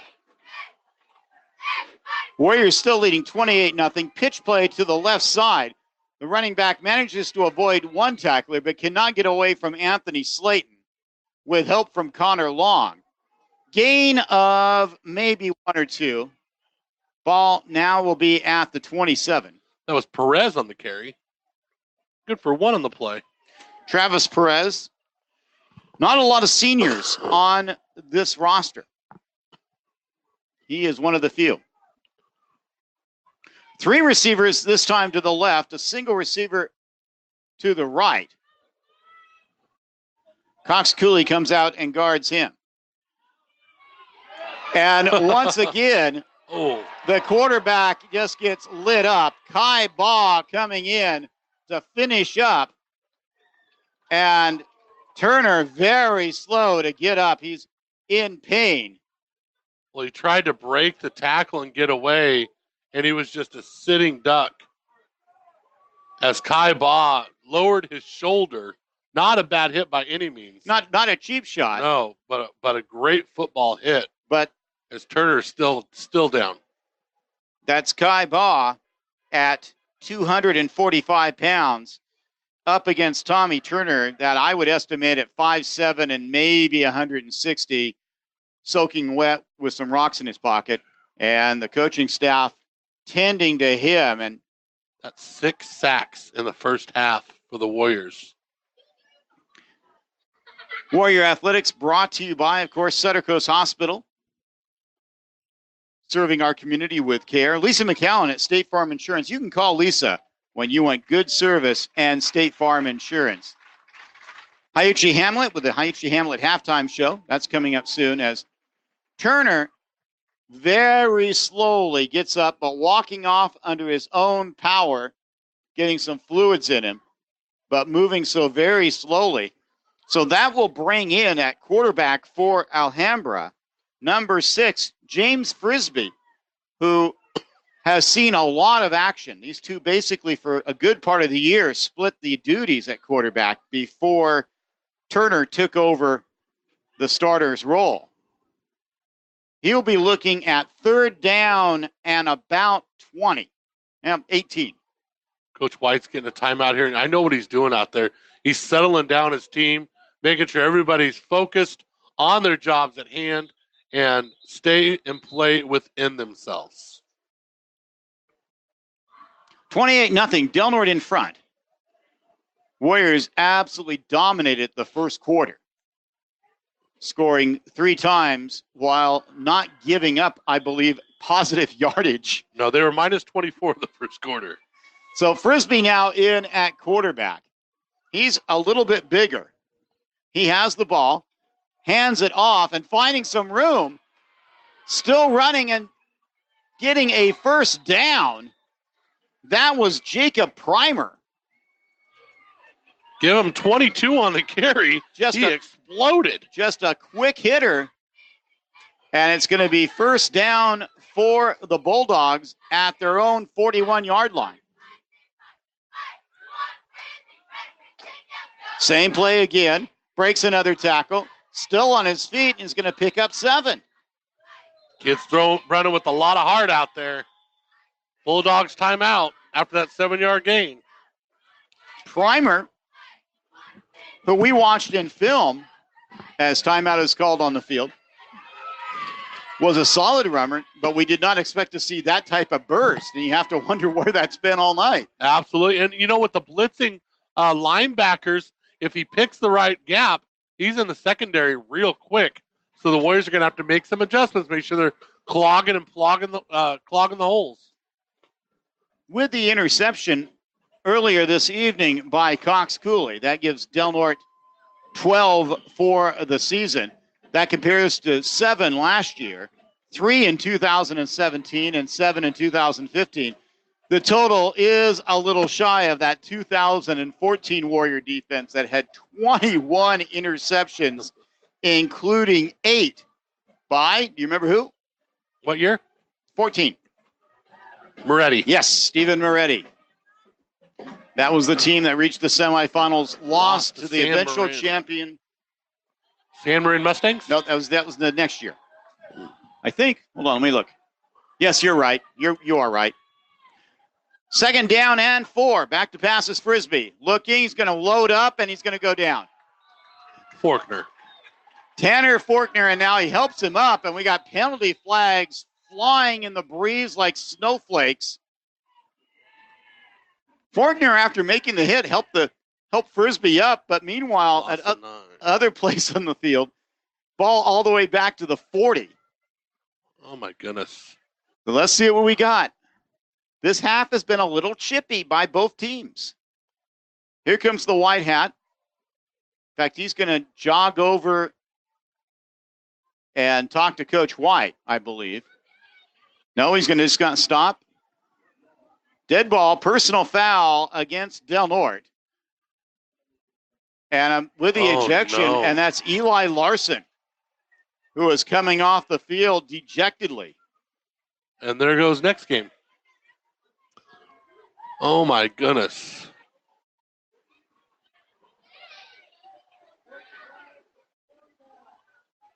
What a rough. Eli Larson, who has missed the entire season with a knee injury, coming in for the Warriors is Chance LaFazio to replace him. Larson has got to be beside himself, frustrated, calling timeouts just to settle down his crew. Missed the entire season with a knee injury suffered during teen league basketball. With the extension of the season, that allowed him a chance to get the necessary practices in, but his game ends with less than a minute to go here in the first half, ejected for some sort of violation, probably throwing a punch. That is normal, although we've seen that ignored by officials. So 1st and 10, ball on the Del Norte 45. Hand off to Primer, left side, and he gets quickly taken down. Another loss on the play. Connor Lofton and Lofton, Kai Baugh also in the vicinity. Loss of 3, back to the Del Norte 48-yard line. Less than a minute to go. Timeout will be called by Alhambra. We're not exactly sure how much time is left. The clock is malfunctioning, but it would appear less than a minute remaining. Warriors leading 28-0. Next week's game will be here, as Del Norte is the number 2 seed, assuming that they do hang on to the 28-point lead. And that will be against either Moreau Catholic or Miramonte High. Talking to Coach Hearn, the Miramonte team's very, very good athletically, and thinks they can give Moreau Catholic a run for the money. He's thinking that's going to be probably the biggest game of our division tonight. As we mentioned during the Warrior pregame show, Fortuna taking on the top seed in Division 5, and they were leading 8-7 a few moments ago. Tomorrow, St. Bernard's is the number 2 team. They will be playing at home. That's a 1 o'clock start.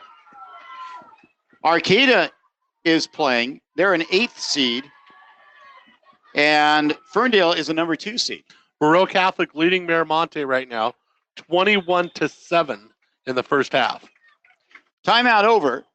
Frisbee waiting for the snap. Gets it, fakes, looks. That's Turner back in the game. And he's going to throw it over the head of his intended receiver. Slayton and Cox Cooley on the coverage. 2nd down, 3rd down coming up, and 13. And an unknown amount of time remaining. We believe less than 10 seconds. Definitely less than 10 seconds. What a great first half by the Warriors, but Man, it really comes to a situation you got to keep your composure. Them losing Larson right there hurt. 2 receivers to the right, 2 to the left. Quite possibly the final play of the first half. There's a snap, back to pass. Looking, he's going to throw deep, pump. Now he throws deep. Jump ball situation. It goes up, and it is incomplete as the buzzer goes off, and Warriors will walk off the field leading 28-0, but feeling that they may have left some points on the field and not happy about losing Eli Larson to disqualification. No, absolutely. Composure is going to be big. The Dogs came out and they fought back. They didn't like being down that quick. They had a big burst of energy, and it got a little chippy out there on both sides. But the Warriors have got to find composure and finish off this game without any more casualties. Stay tuned for the Hayuchi Hamlet halftime show, where we'll review the first half, look at stats, and have Warrior Focus. We're broadcasting live with Warrior Pride. You're listening to Del Norte Sports. It's time for the Hayuchi Hamlet halftime report. For all your convenience store needs, stop into the Hayuchi Hamlet, broadcasting live with Warrior Pride.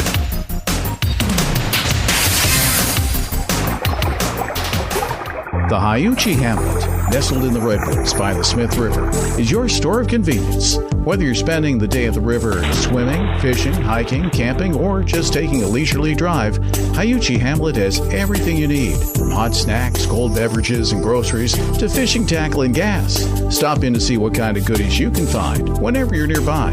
Hayuchi Hamlet, proud supporters of the Del Norte Warriors. Accidents and illnesses usually happen without warning and often at the most inconvenient times. That's why Sutter Coast Healthcare Center Walk-In Clinic is here to help. We're open 7 days a week from 8 in the morning until 6 o'clock at night. No appointment needed. Our network of highly trained providers and staff treat all kinds of non-emergent, non-life-threatening issues such as animal bites, fevers, coughs, cuts, sprains, and sports injuries. Find us at 785 East Washington Boulevard, Suite 10 in Crescent City. For more information, visit sutterhealth.org/coast. Freeman Rock is your complete source for bulk landscaping products. With the uncertainty of winter weather here before you know it, Freeman Rock can get that rock delivered so what's left of your driveway doesn't end up where you don't want it. Freeman Rock is open Monday through Friday, 7 to 5, and Saturday by appointment, supplying high-quality products in ready-mix concrete, sand, and gravel, and now landscaping supplies since 1976. Put Freeman Rock on your job site. Call 541-469-2444 or go to our all-new interactive website, freemanrock.com. When you choose L&L Design and Construction, it's a game changer. They can do it all. New home construction, remodels large or small, garages and manufactured home site development. They're local, reliable, and love this community. When it comes to design and construction, choose the LaFazio family at L&L, proud supporters of the Del Norte Warriors. Start planning for spring today. Call 707-465-6432, license number 931605. Hi, this is John Pritchett, and this is Warrior Focus. It was a great Sunday for Del Norte Youth Football League teams earlier this week at Humboldt State University's Redwood Bowl. Both the Single A and the Triple A Del Norte teams came home with Six Rivers Youth Football League championship banners. In the Single A division, Del Norte started as the number 3 seed, but won 2 games to reach the championship contest against undefeated and top-seeded Eel River. But it was the Warriors winning big, 28-12. In the AAA division, Del Norte won first and semi-final round games, then knocked off the top-seeded team Ferndale 14-6. The Warriors were the number 3 seed. Basketball season is just a few weeks away, and the Del Norte High boys team will start in its traditional way at the Wairika tournament December 5th through the 7th. The Warriors will play their first home game on Friday, January 3rd against Hoopa Valley. The Del Norte girls hoops team will open their season on December 3rd at home in Tuna Gymnasium, where it will play Hoopa Valley. Then the Warrior girls will join the boys at the Wairika tournament. Del Norte's wrestling team will open its season on December 7th, when it presents the annual Battle at the Border tournament in Tunham Gymnasium. That will be an all-day affair. For Warrior Focus, I'm John Pritchett. It's time for the Haiuchi Hamlet Halftime Report. For all your convenience store needs, stop into the Haiuchi Hamlet, broadcasting live with Warrior Pride. And now, with all your halftime stats, here's Mad Dog and John. Welcome back to the Haiuchi Hamlet Halftime Report. At halftime here at Mike Whalen Field, the opening round of the 2019 North Coast Section Division 5 football playoffs. Del Norte dominating Alhambra 28-0. And Mad Dog, it was, especially in that opening quarter, all Del Norte all the time.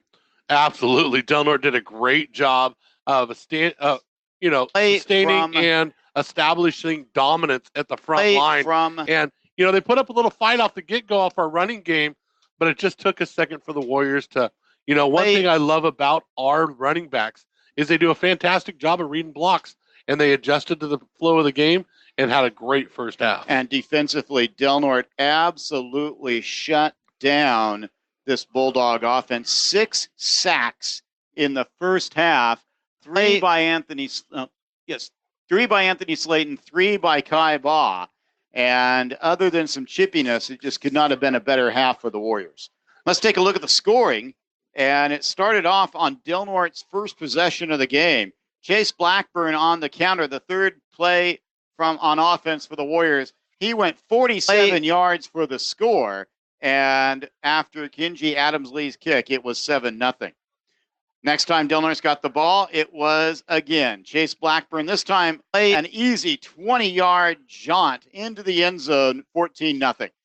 And then after recovering an onside kick, it was O.J. Kalea, his 9th touchdown pass of the season, and his 6th to Caleb Price from 37 yards out. He was wide open on the left corner of the end zone, 21-0 after one quarter.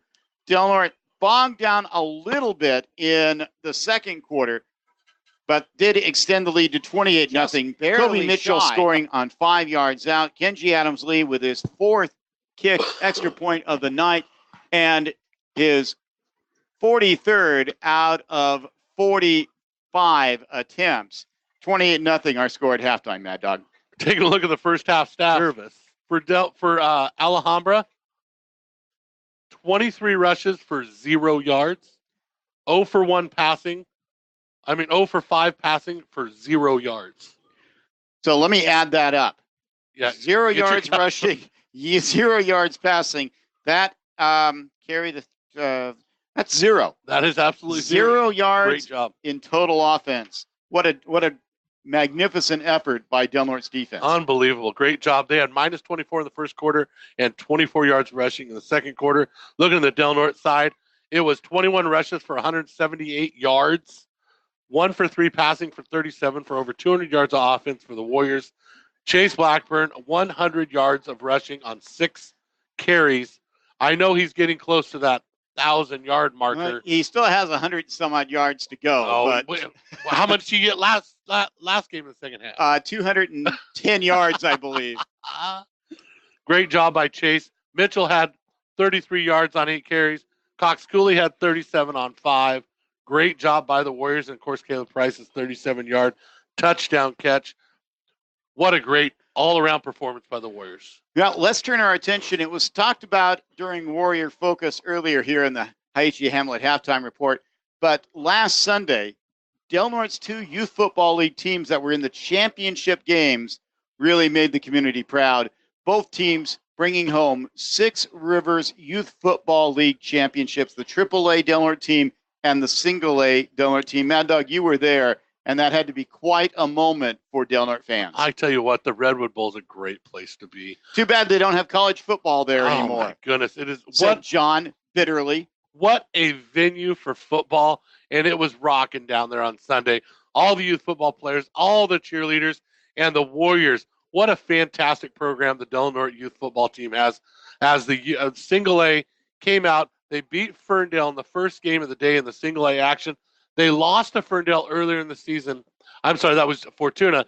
19-7 earlier in the season and came back and beat them in the championship game. Great job by Coach Mark Thogmartin and that single A team. And when it came to AAA, it was Ferndale's poison. The only team that beat Ferndale all season was the Del Norte team.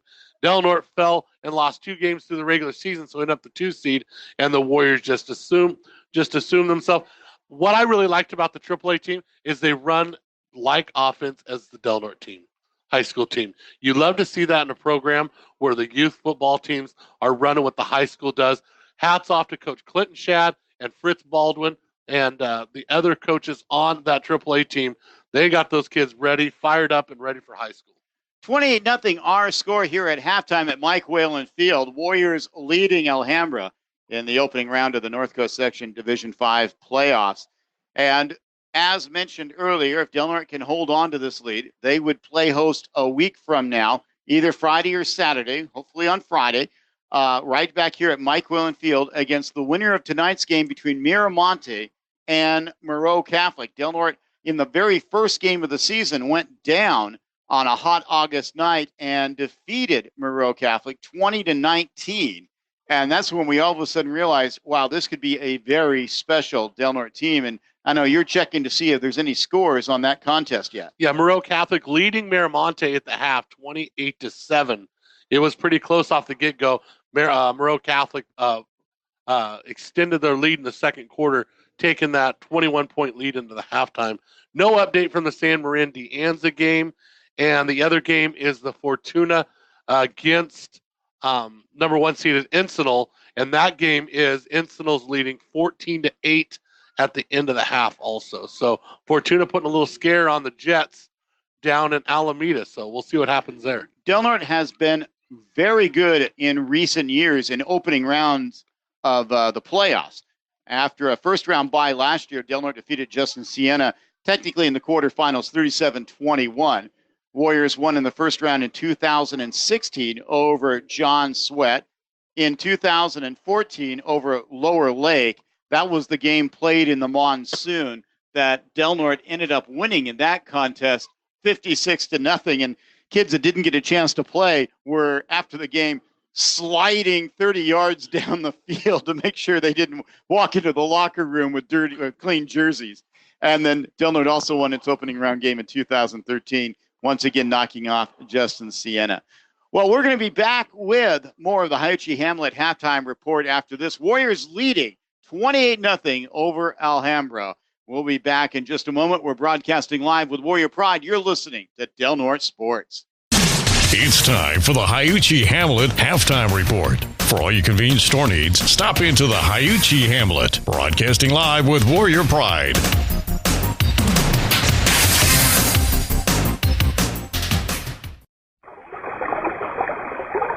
The Hiuchi Hamlet, nestled in the Redwoods by the Smith River, is your store of convenience. Whether you're spending the day at the river swimming, fishing, hiking, camping, or just taking a leisurely drive, Hiuchi Hamlet has everything you need, from hot snacks, cold beverages, and groceries to fishing tackle and gas. Stop in to see what kind of goodies you can find whenever you're nearby. Hiuchi Hamlet, proud supporters of the Del Norte Warriors. Freeman Rock is your complete source for bulk landscaping products. With the uncertainty of winter weather here before you know it, Freeman Rock can get that rock delivered so what's left of your driveway doesn't end up where you don't want it. Freeman Rock is open Monday through Friday, 7 to 5, and Saturday by appointment, supplying high-quality products in ready-mix concrete, sand, and gravel, and now landscaping supplies since 1976. Put Freeman Rock on your job site. Call 541-469-2444 or go to our all-new interactive website, freemanrock.com.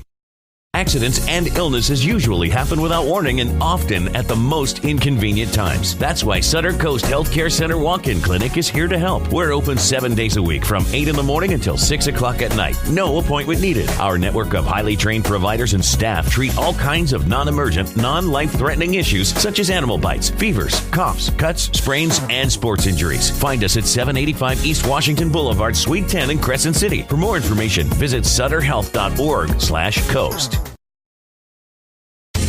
When When you choose L&L Design and Construction, it's a game changer. They can do it all. New home construction, remodels large or small, garages and manufactured home site development. They're local, reliable, and love this community. When it comes to design and construction, choose the LaFazio family at L&L, proud supporters of the Del Norte Warriors. Start planning for spring today.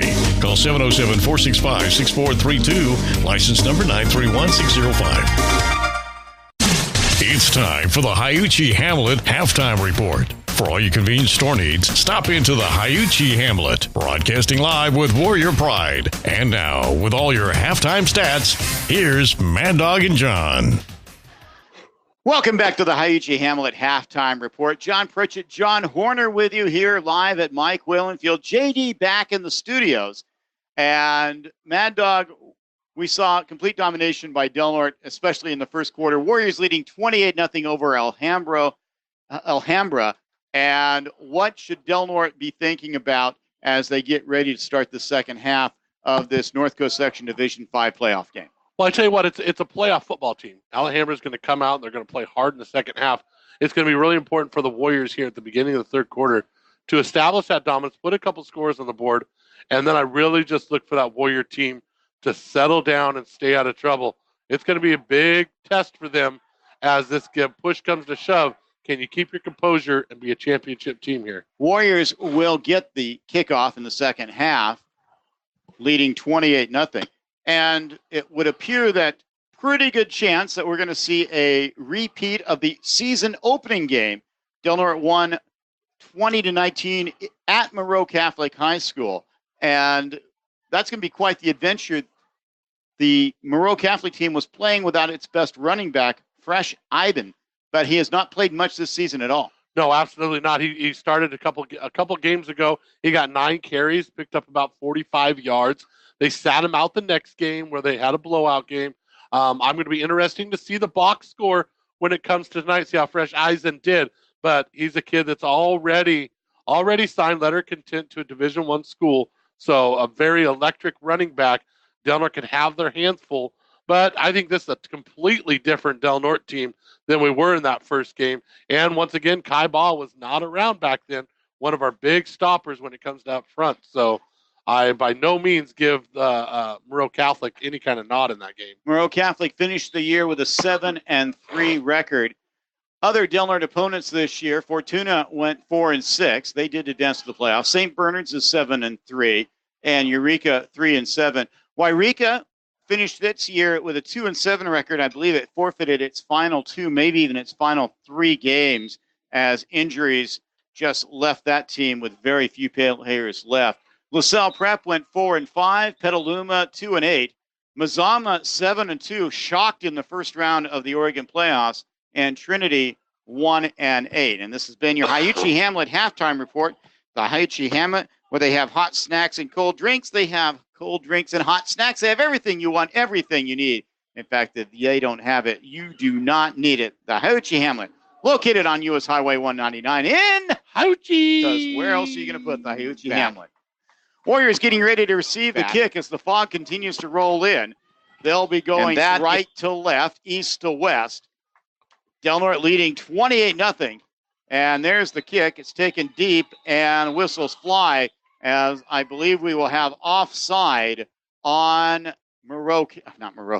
on Alhambra, as it would appear that one of the Alhambra kickoff coverage specialists got too big of a head start. One of them dogs got a little in a hurry. One of them dogs got in a hurry. I like it. That's okay. You know, even when I wrote out, I DAWG. I always thought that was a good way to put dogs. I wish we were the dogs. No, we're the Warriors. So here we go with this kickoff once again. Kicking off is Jamie Alderman, and his kick is going to be taken by Blackburn at the 28. Goes up in the middle, gets taken from behind and falls forward to the 40, and that will be where Del Norte will take over 1st and 10, leading 28-0 over the Bulldogs. And no doubt what Coach Nick White wants to do right now is put this game on ice, punch it in the end zone, get up by 35, and then coast into victory. Big possession here for the Warriors. Got to find a way to move the ball down the field, like it to take some time off the clock. Tight formation. Man in motion. That's Cox Cooley. He gets it, goes around the left side, and gets kind of slow motion tackled at the 45. Gain of 5 for the Warriors. It'll be 2nd and 5. Almost like he stepped in a bunch of quicksand as he stopped and slowly went down. Del Norte trying to improve to 10-1 on the season. The first year for head coach Nick White. Man in motion again. Cox Cooley this time coming around the left side with a blocker in front of him. Penalty flags fly. First down for Cox Cooley, but let's see what the penalty is. You're going to get Blackburn on a hold out here on the outside. He got his hands a little bit wide there as he rode him out. I don't think there was much of a holding going on, but they're going to get him.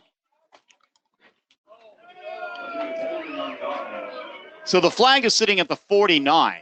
They'll assess it from there.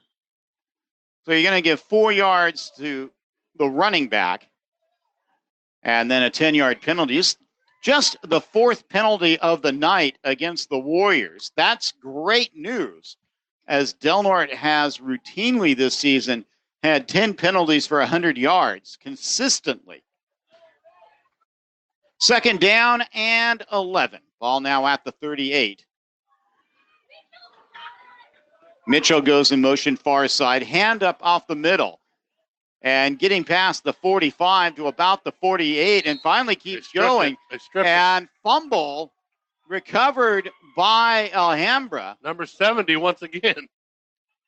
2nd turnover of the night for that young man. I'm trying to figure out who carried the ball. It was Cox Cooley. Cox Cooley. Had the ball stripped out. They're out there trying to strip that ball loose. 1st and 10 for the Bulldogs at the Del Norte 48-yard line. 2nd turnover of the night for Del Norte. 1 interception and now a lost fumble. 1 turnover forced by Del Norte's defense.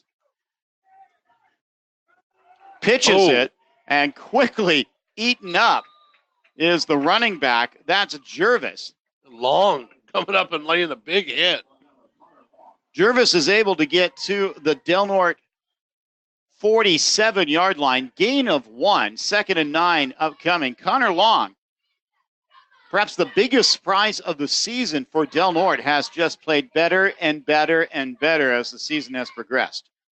3 receivers to the left, 1 to the right. Tommy Turner in the backfield, hands it off to his running back, tries the left side. Cox Cooley makes the tackle shy of the 40-yard line.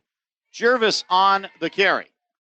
A 5-yard gain, 6-yard gain. It's going to bring up 3rd down and 3 for the Bulldogs. First downs have been very, very scarce for Alhambra. 3 receivers to the wide side of the field. That's the left. A single receiver to the right. Del Norte has done a great job of containing Mateo Roberts, their standout receiver. Handoff to Jervis. He's going to get the first down, gets it down to the 35-yard line of the Warriors. I tell you what the Warriors are doing against the standout receiver, Roberts, is they're playing him 1 at the line of scrimmage and 1 over the top. That's Freeman and Cox Cooley, just like they did against Thrapp. And they were very successful against Thrapp also from St. Bernard's. Tanner Faulkner with the tackle on the previous play. 1st and 10, ball at the 35. Turner pitches it. That's Jervis left side. And Jervis is going to lose a yard. Lofton over there to seal the end, not letting him get to the outside. Turn him back up into his defense. Great job by the freshman. Kai Ball with the tackle. Freshman and senior combining for a 1-yard loss for the Bulldogs. Ball back at the 36. Del Norte leading 28-0 early in the 3rd quarter on the Center Coast Hospital scoreboard. Turner, who was knocked out of the game for about a series after getting lit up by Kai Ba, back in the game. passes, finds his receiver, and making the play for the Bulldogs is Ryan Bromley. Nick Freeman with the tackle, and it's going to be third down. Ball is now past the 30 to the 29. First completion of the game for the Bulldogs. Third down, and let's call it a short 5, long 4. Nicely designed little play. Just when it looked like Turner was going to run, he brought the pass up and hit his receiver in the flat. Handoff, right side. Coming up short of the first down, that was Primer. Slayton with the tackle. And Primer coming up gimpy. Rolled an ankle or something there. He's going to have to skip off the field gingerly. It's going to be fourth down and 2. You would love to have Primer out there right now. Ball at about the 27. They have to get to the 25. Turner. With Perez, I believe, behind him. It is. Back to pass. Looking. Throws over the middle. Over the head of his intended receiver. Incomplete. And the Warriors hold on downs. As Nick Freeman on the coverage. Warriors defense stiffens. And they get the ball back. Leading 28-0. A little post slant right there to the middle of the field. And what a great job by Freeman coming in and anticipating the throw across the middle. Getting up there, breaking it up. Roberts had no chance to make a play on that ball. Del Norte, 1st and 10. Their first possession of the third quarter did not go far. Handoff up the middle. That is Mitchell moving the pile, still moving the pile, and finally 1, 2, 3, 4, 5 Warriors. Are 5, and now we got a little scrum going on the track as Del Norte's players were rather upset that Mitchell got pushed all the way off the grass onto the track. Both teams did a good job there of patrolling themselves. And the officials jumped in there and separated players before things got out of hand. First down for Del Norte. Ball's going to be at the 38-yard line. First down for Del Norte. And both White brothers letting the sideline official know that they think a penalty flag should have been thrown for a little extracurricular activity there. He was all the way onto the track with 4 Bulldogs on him. You know, we saw something last night in the NFL game, Cleveland versus Pittsburgh, at the end of that, where a player actually ripped the helmet off the Pittsburgh quarterback, and used it as a weapon. And Coach White has just picked up an unsportsmanlike conduct foul as he was continuing to tell the sideline official that he felt that a penalty should have been called against Alhambra. Now the white hat is listening, and he is going to give the signal now. Unsportsmanlike conduct against the Warriors, 15-yard penalty. And now Coach White and the white hat, the head official, the referee, are going to have a discussion. And Coach White is a very calm coach, but I do like how he's sticking up for his players right now. Yes. It's very important for him to do that. Especially up 28-0. And he's still pointing, look, my guy got pushed all the way onto the track, and nothing was called. Now, the official is continuing to jaw with the coach. The official should not say a word. He should go take his position and just be quiet. Yep. Well, here we go. 1st and 25, John. Kalea under center. Fakes the handoff. Counterplay to Blackburn. Cuts it up. He's got some room. Spins out of one would-be tackler. Still on his feet, and he's going to get driven out of bounds. but not until he gets all the way to the 41-yard line. And a penalty flag goes sailing into the air.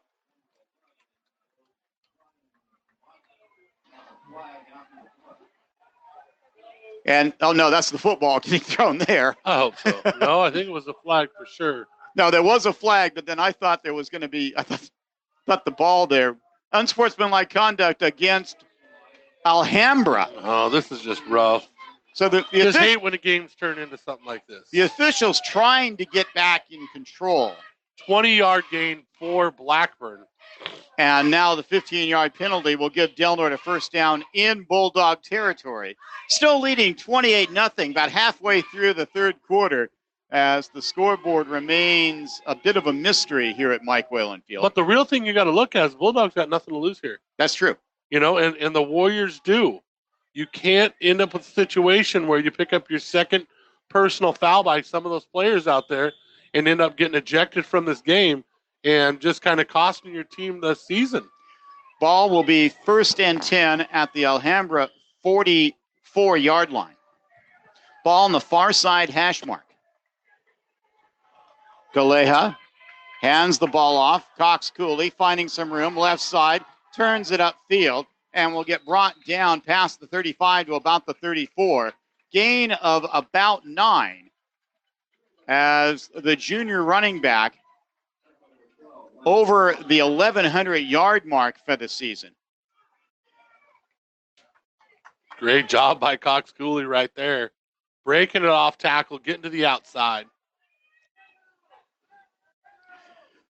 Warriors trying to advance into the semifinals of the North Coast Section Division 5 playoffs. In what would appear to be and they're going to give Cox Cooley the first down, 10-yard gain on that. Encinal has opened up the game down in Alameda. They lead Fortuna 28-8 now. And now whistles fly for no apparent reason. Whistles fly, flags blown. You never know, John. You never know. Gonna switch the box. Box is still at second down. They moved the chains. They just have not signaled that it was a first down. I thought he was actually at just about a half-yard shy. Ball sitting at the Bulldog 33, 34-yard line. Doing an update on any scores here. This is the longest third quarter ever.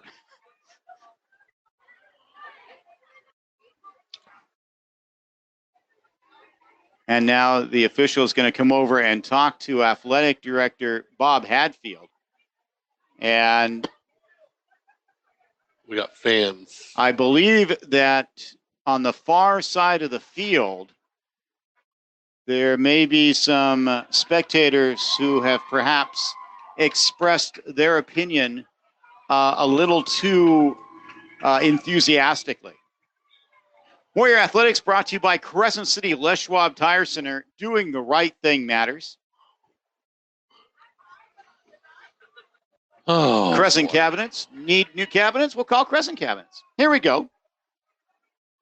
Hand off Blackburn, right side, cuts it, spin move, and gets dropped at the 25. Look for an instant like we might see a replay of that brilliant touchdown 2 weeks ago against Eureka, but an ankle tackle brought him down, but not until he gains 9 yards. It's going to be 2nd and 1. Warriors just opposing their will up front, gashing this Bulldog defensive line. 5:30 or so left, 28-0, Del Norte in front. They led 21-0 after 1. Man in motion is Cox Cooley. Handoff, counterplay again, Blackburn up the field, has a blocker in front of him, cuts it to the right, heading to the end zone, accelerating and scoring. Chase Blackburn with his 3rd touchdown of the evening extends Del Norte's lead. From 26 yards out, Chase Blackburn, what a great run to the outside, reading his blocks. Slayton down the field, making a big block to open that up. 5:10 or so remaining. Here comes Kenji Adams-Lee for the extra point. Just a measly 55 on 3 carries here in the third quarter, John. That's more like his average. And Warriors go for two, a shock, and it's no good as Kalea's pass was incomplete. Tempted for Connor Long out there, but great coverage on the fake. So the pass fails, but nevertheless, Del Norte extends the lead. With about 5:10 to go, third quarter, Del Norte now leads 34-0. That touchdown brought to you by L&L Design and Construction. For home and remodels and new construction, call 707-465-6432. That's L&L Design and Construction. Next week, we will be back here for the semifinals of the Division 5 North Coast Section playoffs. It would appear that it will be against Moreau Catholic, the same team Del Norte played to start the season. Bit different weather that day. That was down in the Bay Area. It was about 85 degrees, if memory serves. Yes. Next week, scheduled for clear skies, 55. A lot like today, but we got rain last night, so it's made the field a little bit slick tonight. I have to tell you, the field is in as good a condition as I've seen it for this late in the year. Oh, absolutely. Looks like it's in great shape out there. The ground, get a little chewed up right in the middle. Ground crew has done a terrific job all season. There's Adamsley's kick. It lands and still being picked up. Finally, Jervis is able to grab it, takes it around the left side and gets upended by the Warriors. And Faulkner got a cramp over here on this side, but it looks like he got rid of it. That was Dick Freeman with the tackle. Ball will be placed at the 25-yard line for the Bulldogs. Del Norte now up 34-0.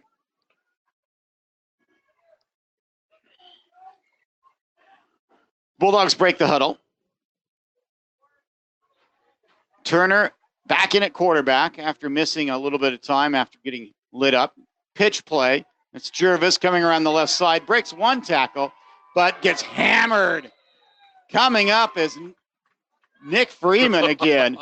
The senior cornerback brought some lumber with him. That was a big hit. Gain of 1 on the play. Just when it looked like he might get some more ground, Freeman came out of nowhere. And you could hear the pads pop all the way up to the third story of the press box here above Mike Whalen Field. 3 receivers to the left, 1 to the right. Turner hands the ball off. That's Perez, and he gets a couple. Long and also making the tackle for Del Norte, Chase LaFazio. Good for 3 yards on the play. Chance LaFazio, not Chase LaFazio. Probably a good move. Kai Baugh's over here. He won't have to play anymore this half. A very inspirational, fired-up defending player. No sense getting anybody else hurt out there. Yeah.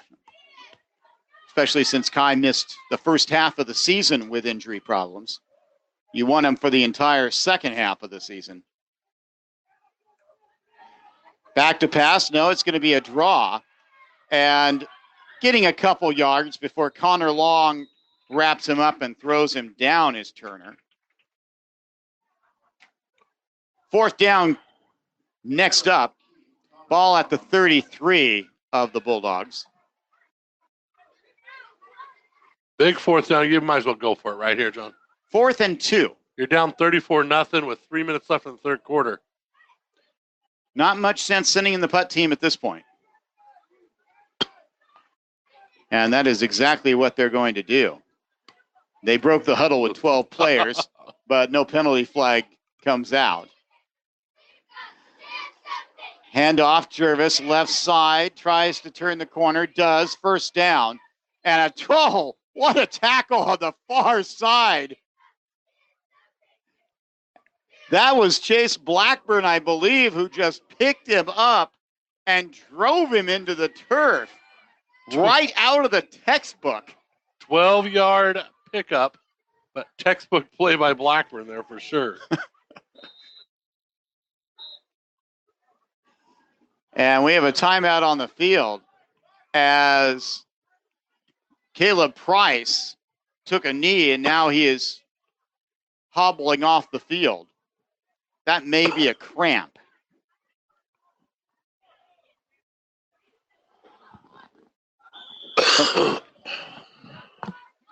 Or maybe he just got kicked in the shin. He's going to try walking it off. So here we go, first down.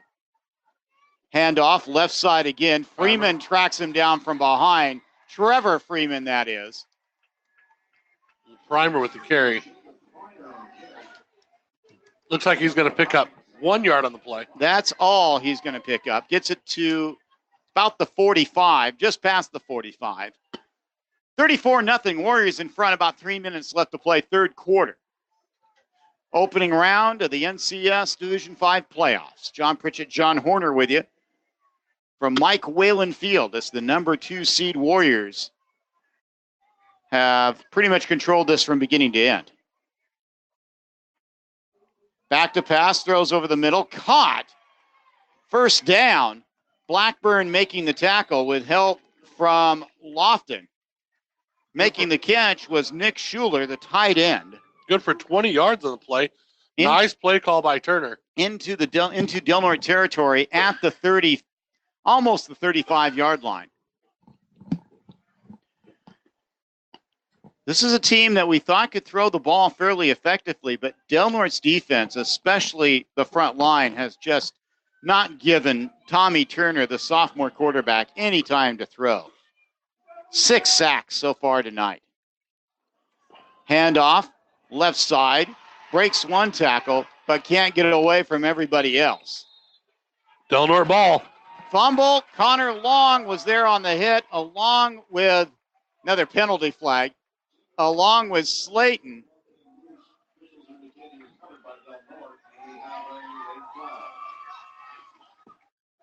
And the officials glaring at the Bulldog bench and pointing at specifically one person. Look at all of them over there. What do they got going on? It has been a lopsided game and also very chippy. Lofton got drilled by Primer, and that's what got him really excited over there on the sideline. Is Lofton tried to come up and make the hit, and he just got leveled. But then Primer bounced to the outside and got the ball stripped away from him. The freshman was introduced to varsity football right there, but you know Lofton ain't going to back down from nothing. I think we might have another ejection coming up here in a few moments, as when you see the referee pull out his little notebook he keeps in his pocket and write down things. So here it comes. First down, Del Norte. Unsportsmanlike conduct against the Bulldogs. Player was ejected. And player was ejected. Do not know who it was. It was on the far side of the field. And conceivably, it could have been somebody who was not even in the play.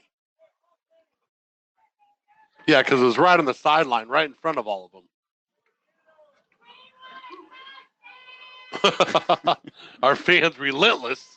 Up 34-0 in the third quarter. We want more touchdowns. Both teams now with 2 turnovers. This is the longest third quarter ever, John. It has continued on. Still, we believe 2 minutes left. Warriors leading 34-0 on the Sutter Coast Hospital scoreboard. Kalea goes under center. Man in motion is Cox-Cooley. He gets the ball coming around the left side. Stutter stepping his way to the 40-yard line before he is brought down.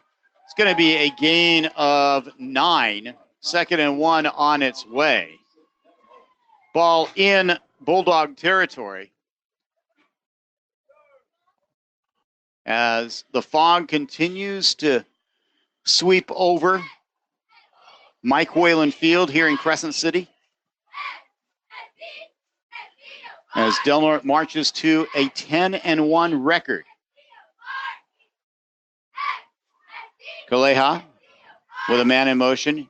Handoff, counterplay again. Blackburn, he's got room. Gets upended. If he had went to the right, he would be going into the end zone about now. Said he cut it to the left and got upended. 12 yards. And we have an injured player on the field for the Bulldogs. Darn that vision by Blackburn. Only 12 yards, John. First down. The ball just past the 30-yard line of Alhambra. Injured player on the field it's a cramp. I can tell you that right now.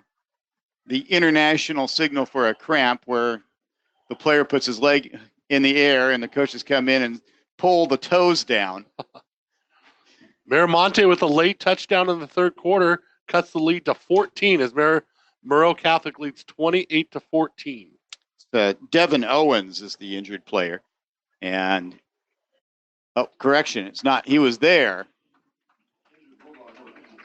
Instead, it is 53, and that is David Martinez, the 6'1", 280-pound nose guard. And he is being helped off the field. Warriors break the huddle, but they're going to have to wait a few seconds. 34-0, Warriors in front. 1 minute 20 seconds left in the longest third quarter in recorded football history.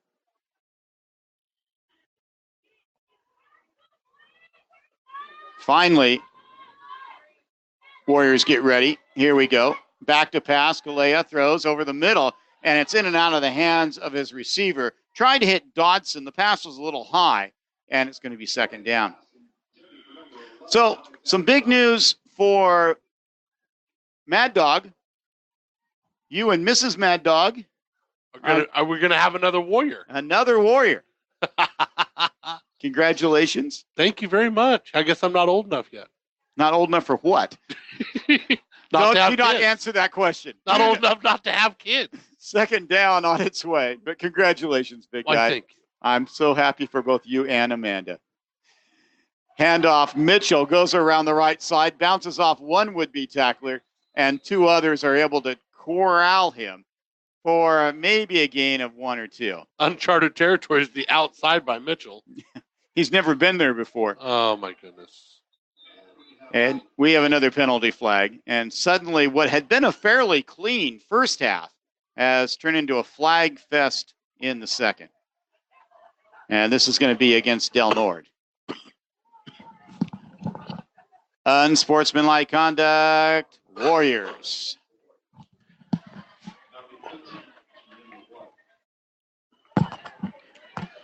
Who was that? Faulkner? Well, Faulkner's coming off the field. And Del Nord doesn't have a lot of players, even though they brought 3 up from the JV ranks. They still don't have a lot of players of which to substitute. Well, once these guys start getting one personal value, you got to get them off the field. Coming in for Del Nord is the freshman, R.J. Lofton. Faulkner comes back in. Here comes Kaleo with the play. We better get going with the play. Less than a minute to go here in the third quarter. Around 40 seconds. Something like that. Scoreboard, the north side of the scoreboard is malfunctioning. Kaleha hands the ball off to R.J. Lofton, and he gets bulldogged into the ground. Nice, John. I like it. But not until he gets to about the 37-yard line. Give him 8 yards on the carry. And that should be the final play of the never-ending third quarter. One that saw Del Nord extend its lead to 34-0. Thanks to the second touchdown run of the night from Chase Blackburn. Great job by the Warriors just to weather the storm there. You know, the Bulldogs here in the fourth quarter, they're not going to go away without a fight. So the Warriors have got to keep their composure, keep playing hard. 34-0 our score. Warriors well on the way to the semifinals of the North Coast Section Division 5 playoffs. We'll be back with the fourth and final quarter after this. We're broadcasting live with Warrior Pride. You're listening to Del Norte Sports.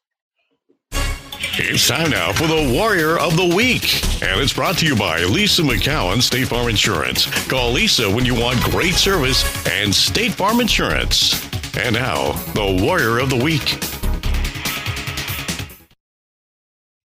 Your Lisa McCowan State Farm Insurance Athletes of the Week are the members of the Single A and Triple A Del Norte Youth Football teams. The Young Warriors both claimed Six Rivers Youth Football League championships last Sunday, upsetting the favorites in the title contest. Lisa and her crew say congratulations to our local champs. Our community is proud of you. Del Norte Youth Football titleist, your Lisa McCowan State Farm Insurance Athletes of the Week. And this has been your Warrior of the Week. And it's brought to you by Lisa McCowan, State Farm Insurance. Call Lisa when you want great service and State Farm Insurance. And that is your Warrior of the Week. 12 minutes of football remaining here at Mike Whalen Field. Warriors leading 34-0 in the opening round of the North Coast Section Division 4 playoffs. John Pritchett, John Horner with you. Del Norte with the ball on 4th and about 18, and they're going to go for it. Back to pass is Kalea, looking, lots of time, throws over the middle, has got a receiver, but it's incomplete as Blackburn could not come down with a rocket that Kalea fired at the 12-yard line. So Del Norte leading 34-0, and now the Bulldogs will get the ball back in their own territory at the 36. Del Norte, they're not really worried about any positive yards by the Bulldogs. They ended up with, I think, about 25 yards. The Bulldogs in the third quarter there. So they're on the black. They're in the black. Del Norte held Alhambra to 0 total yards on offense in the first half. Back to pass, throws over the middle, and it is incomplete. Turner tried to hit his receiver. That is Mateo Roberts. Del Norte has just done an outstanding job defensively. Roberts is a home run hitter, and I don't think he has a catch. No, he sure doesn't. He's Turner's only 2 for 9 as we speak with an interception, and none of them are to Roberts. 2 receivers go out wide to the right, 2 to the left. Single running back for Turner. In the pistol. Now a man comes in motion. Handoff. That's Jervis. Avoids 1 tackle. Gets hit hard and driven out of bounds by Blackburn. Gain of 1 on the play. And it's going to be 3rd down and 9. Blackburn, who we knew he was going to be a good player, but was kind of lost early in the year behind, at least at the running back position, behind Cox Cooley and Mitchell. And with Gio Gonzalez playing well. The slot also. He's all season he's played terrific on defense. But these last few games, he has just been dynamic on both sides of the ball. Jervis gets the pitch and gets pushed out of bounds by Cox Cooley. It's going to be a loss on the play. They end up running out of bounds. All the way back to the 32, and you're right. That wasn't much of an effort by Jervis to turn up field and try to get some positive yards. 4th down on its way. 34-0, Warriors in front. It was 21-0 after 1, 28-0 after 2. And the punt team comes on.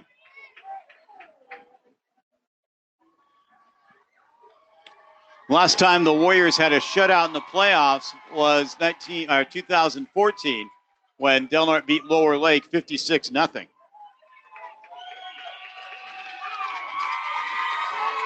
Back deep is Blackburn and Cox Cooley.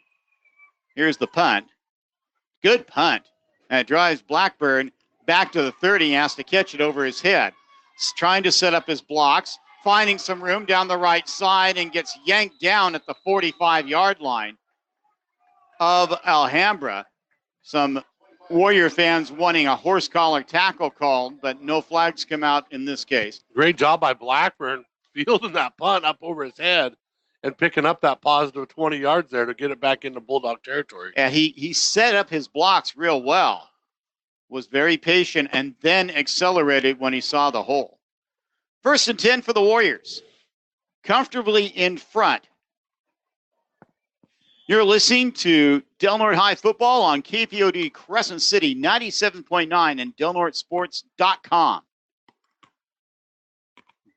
Dodson in the game at wide receiver for the Warriors.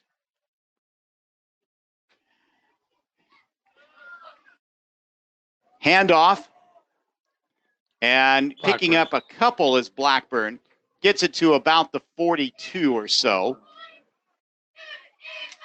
And it's pretty conservative play at this point. Noah Yang has to come out with some sort of problem with his helmet. Coming in is Garrett Holmes getting some action for the Warriors.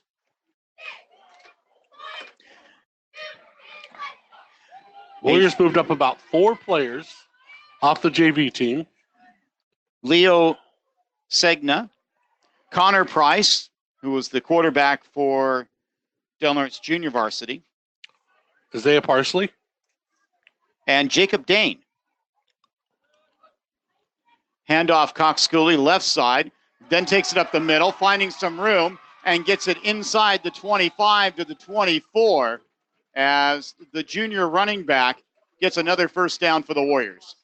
Great job. 16-yard gain for Cox Cooley. 17. They mark it exactly on the 25. First and 10 for the Warriors. 34-0 our score. Just under 10 minutes remaining in the contest. As the Warriors will advance to the semifinals next week, right here at Mike Whalen Field. Warriors played in the semifinals last year, lost to Fortuna. Fortuna went on to win the section title the second time in a row. Looks like that streak will end this season for the Huskies. Handoff up the middle. And getting to about the 21, maybe 22, is Blackburn. Good for 3 on the play. Moreau Catholic scores again, makes it 35-14. So it looks like a rematch. Warriors won the first game of the season for both teams, 20-19. That was the game where Del Norte got the ball back, leading by 1, deep in its own territory, with 6 minutes to go. And Del Norte just let Mitchell and Cox Cooley run behind that experienced big front line, and they ran the clock out. Like 4 yards a pop. Second down and 7. Counterplay. R.J. Lofton spinning forward to the 20 as the freshman got popped one way and then the other, but he kept his forward momentum going. Gain of 1, and it's going to be 3rd down and 5. 8:30 left. Hopefully be able to get the scoreboard fixed.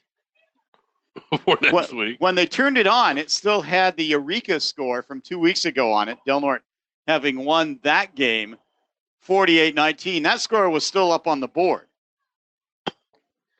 Freeman into the ball game on offense. He's like throwing his helmet on. What are we doing here? As Lofton comes out.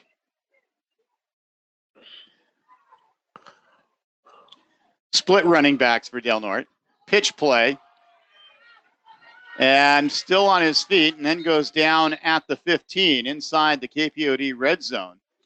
Was Chase Blackburn, and it's going to be enough for a first down? Yes, it is. The all durable Chase Blackburn out there just keeping it going.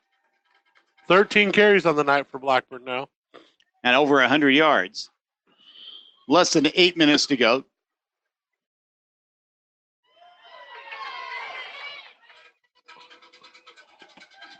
Dodson, the wide receiver to the right. Pitch, Blackburn, left side, still on his feet, still moving. And we'll get it inside the 10 to about the 8, maybe the 7. As the senior turning into the workhorse has so often been the home run hitter for Del Norte this year. Yeah, Slayton on the sideline, getting some rest. Gain of 6 on the play. 2nd and 4 coming up. Kobe Mitchell on the sideline also. Caleb perched up with ice on his shin, it looks like. I think he'll be all right. I got a feeling it was one of those where you just got kicked real hard right in the shin. There's not many things that hurt more than that. Blackburn. Blackburn again, finding some room and going into the end zone. Blackburn from 8 yards out. The Warriors extend the lead. Great job by Chase. As Chase Blackburn's tremendous second half of the season continues, this time from 8 yards out, his 4th touchdown of the night. And Del Norte extends the lead with 6:50 remaining. Johnny's got 193. Wow. 15 carries for 193. And we do have an injured player on the field for Alhambra. Looks like another cramp situation. It seems weird to see this many cramps on a cold night. And long travels, but for them also. Maybe they didn't drink enough coming up. Del Norte now leading 40-0 with an extra point still to be attempted. Will now be a running clock here. 42-21 your score at the Miramonte game in the 4th quarter. No update from the San Marin De Anza game. And Arcata is losing to Kennedy 35-6. So it looks like the Tigers will end their season tonight. Still to play tomorrow at 1 o'clock at St. Bernard's. They'll be taking on Ignacio Valley, and Ferndale will be taking on California School of the Deaf. What? Both at home. I did not say that. Warrior Athletics brought to you by McPherron's Tax and Bookkeeping Services for tax bookkeeping and payroll services.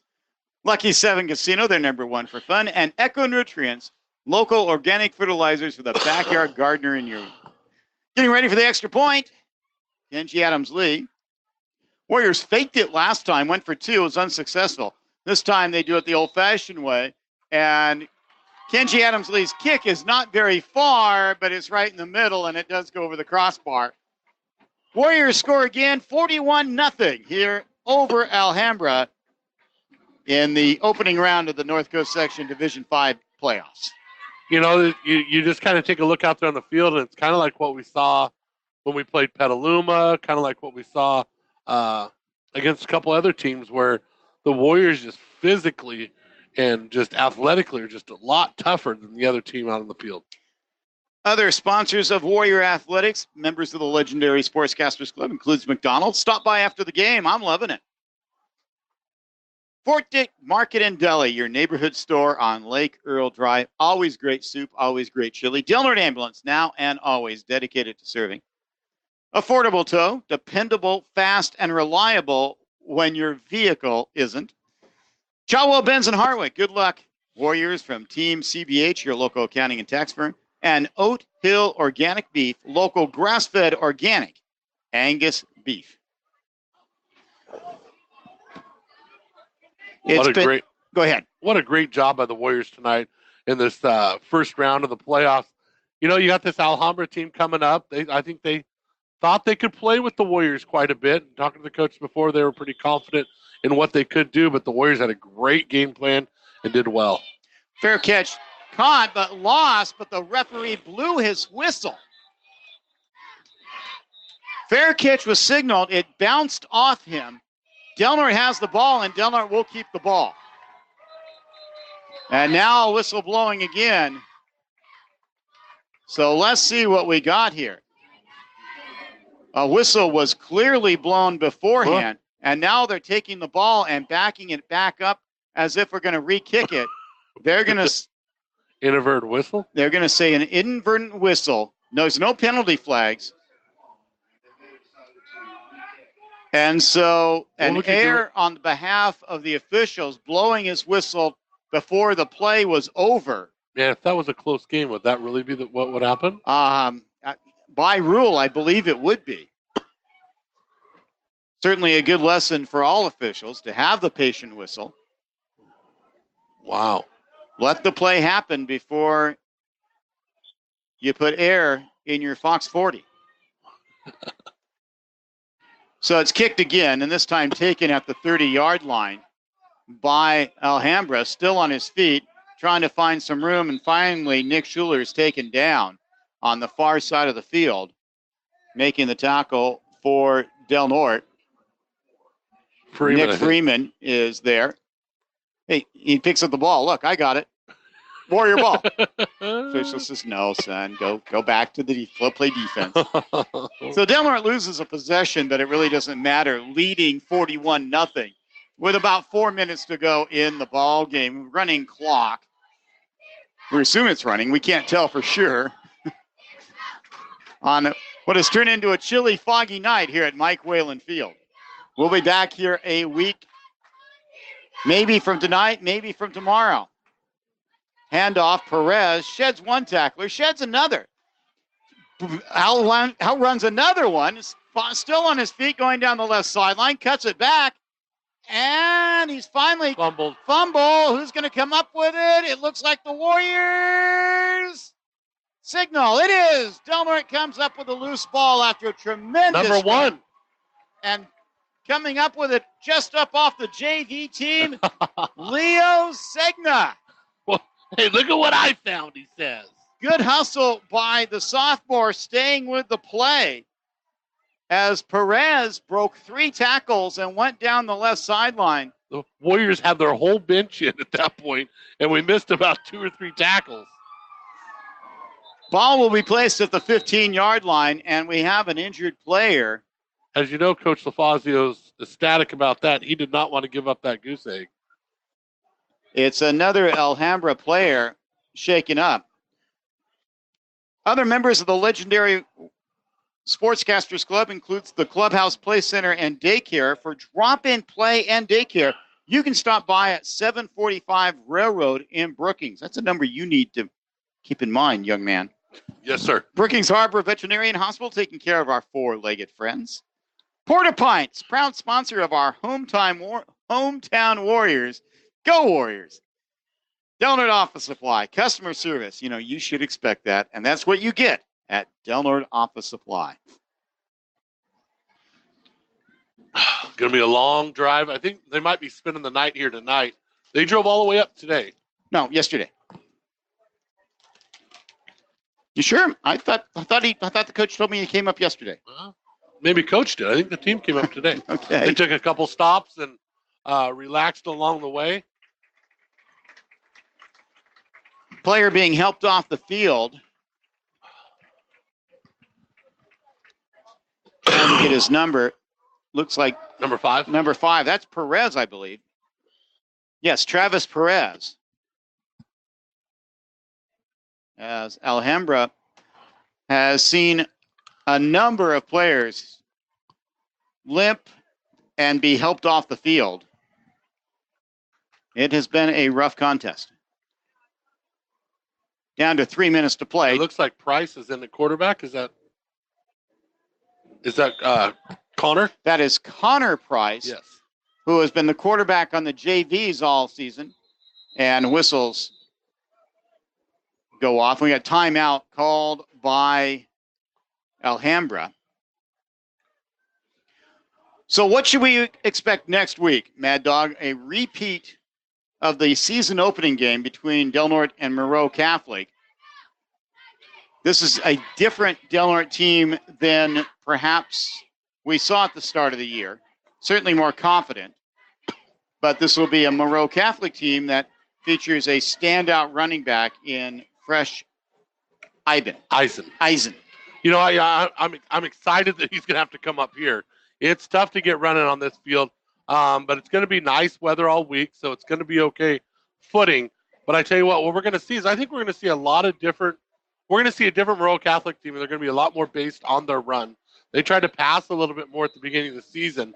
I expect them to try to oppose their will and try to run the ball against the Warriors, which I think they could do okay at. I think that they can run the ball a little bit against the Warriors. I expect both teams to run the ball quite a bit. The question will be, can Warriors stay away from the big plays from Eisen? And at the same time, can the Warriors put up enough points to stay with Moreau Catholic? I think it's going to be important. I think probably the magic number will be around 21 points will win that game. It'll be a low-scoring affair, I believe. You know, I was thinking just the opposite. I could see both teams being in the 30s for that game. We'll see. Warriors drop the ball. It's picked up by the Bulldogs as Connor Price and his running back ran right into each other, and the ball hit the turf and recovered at the 10-yard line. So Del Norte, with 2 minutes to go, trying to hold on to the shutout, leading 41-0. And Warriors are going to have some second stringers in there. They don't have a lot of second stringers. Turner is still at quarterback. And we have a timeout called by Del Norte. Coach Fazio don't want to give up no touchdown. I have a feeling he may bring some. Oh, he'll just have a talk. He'll coach him up a little bit. Defensive coordinator Darren LaFazio, who has had a great season. His team averaging, giving up less than 2 touchdowns a game. In fact, the only team that have scored more than 20 points this year, Mazama had 21 in the win at Klamath Falls. St. Bernard's had 20 in its loss to Del Norte, 27-20, and that's it. Eureka held to 19, Fortuna 7, Trinity was shut out. So you think Moreau Catholic's going to put up 30 plus, huh? I could see both teams. All right. We'll see who's closer, John. I could see it being like 33-26, something like that. Let me take it this way. I'll take 60 on the end. Over under. Over under. All right. So here we go. Warriors trying to maintain the shutout. Handoff. That's Jervis, and he gets ridden out of bounds. He just ran out of bounds. He doesn't want nothing to do with it. Connor Long and Kenji Adams-Lee, I believe, making the play for the Warriors. He's going to lose 7 on the play. And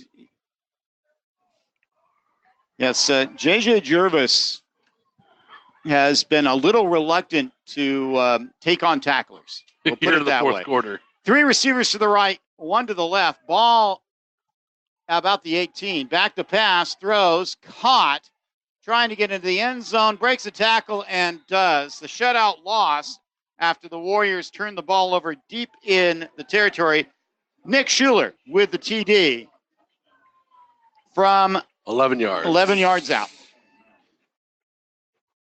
So now Del Norte has at least something to coach up the team on. His second team out there. Can't have a third team. You don't have enough players.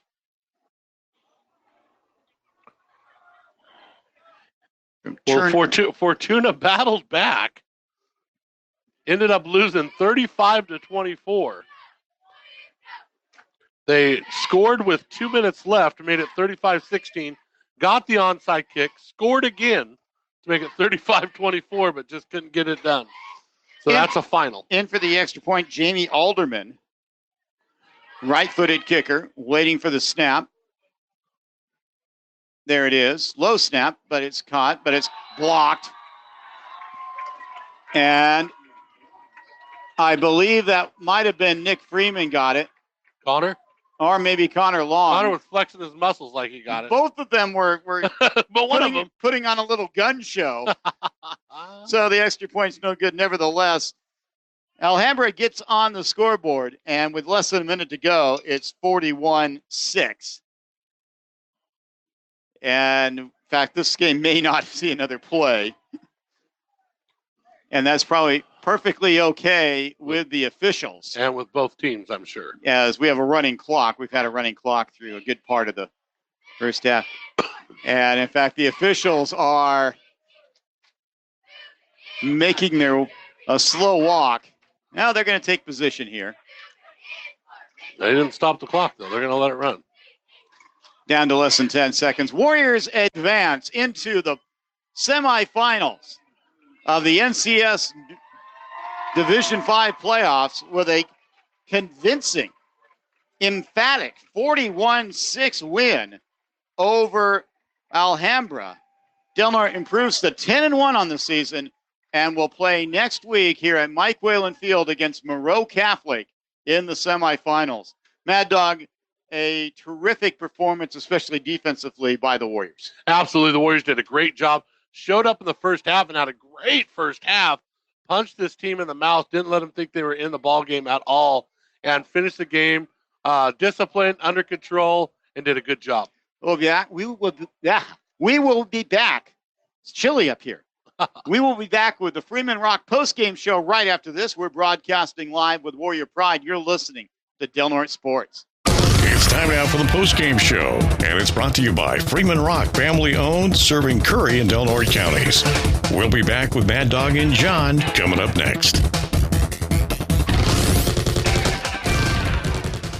Freeman Rock is your complete source for bulk landscaping products. With the uncertainty of winter weather here before you know it, Freeman Rock can get that rock delivered so what's left of your driveway doesn't end up where you don't want it. Freeman Rock is open Monday through Friday, 7 to 5, and Saturday by appointment, supplying high-quality products in ready-mix concrete, sand, and gravel, and now landscaping supplies since 1976. Put Freeman Rock on your job site. Call 541-469-2444 or go to our all-new interactive website, freemanrock.com.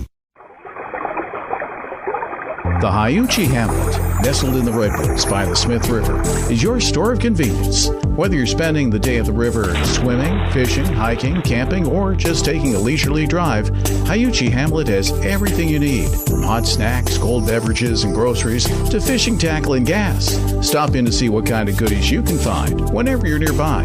Hiuchi Hamlet, proud supporters of the Del Norte Warriors. If you or someone you love needs chemotherapy or other infusion services, Kind Compassionate Care is close to home. Sutter Coast Hospital's Infusion Center in Crescent City is here to serve your infusion needs more conveniently. Our infusion center, right behind the hospital in Crescent City, is spacious and peaceful and features 9 large roomy infusion areas and an oncology clinic. For more information or to schedule an appointment, call 707-464-8998 or visit sutterhealth.org/coast.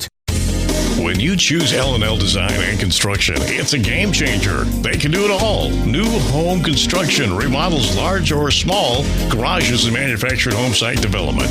They're local, reliable, and love this community. When it comes to design and construction, choose the LaFazio family at L&L, proud supporters of the Del Norte Warriors. Start planning for spring today. Call 707-465-6432, license number 931605. The postgame show, brought to you by Freeman Rock, family-owned, serving Curry and Del Norte counties. And now, here's Mad Dog and John.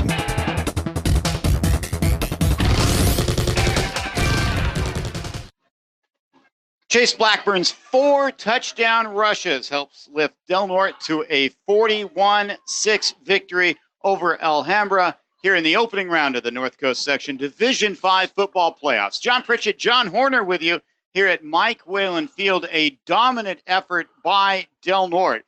On the defensive side of the ball, it was over by halftime as the Warriors held the Bulldogs to 0 yards in total offense in the first 2 quarters. Just a magnificent effort by Del Norte's defense. And joining us here after the game, Coach Nick White. Congratulations, your first playoff win of your young head coaching career. Yeah, it feels great. You know, we came out, executed our game plan to perfection. What'd you say? They had 0 yards in the first half? 0 yards in the first half in total offense. The kids, you know, we had a Monday, so we got a full practice in on Monday because we had a bye week, and the kids did awesome. They did exactly what we planned out. They played their butts off against this team. I could say this was the most disrespectful team we've ever played, including their head coach. We tried to fight through it. It got bad. It was very chippy, but Del Norte really did dominate, especially in the first half. And what have you put in Chase Blackburn's Wheaties? Yeah, he's 4 touchdowns tonight, 200 yards rushing, wow. I believe. That's awesome. Yeah, no, I mean we call on him and he answers the bell and you know, he does an awesome job, works super hard every day in practice. He's found his groove at the right time. And, we'll keep on riding him if we can, for sure. Your defensive front line absolutely did not give the Alhambra quarterback, Tommy Turner, any time to throw. 6 first-half sacks. And you could tell he was getting gun-shy. So was J.J. Jervis, who did not want to take on a hit there in the second half. 11. Yep. Number 11. Yep. And most importantly, Mateo Roberts, you completely shut him out.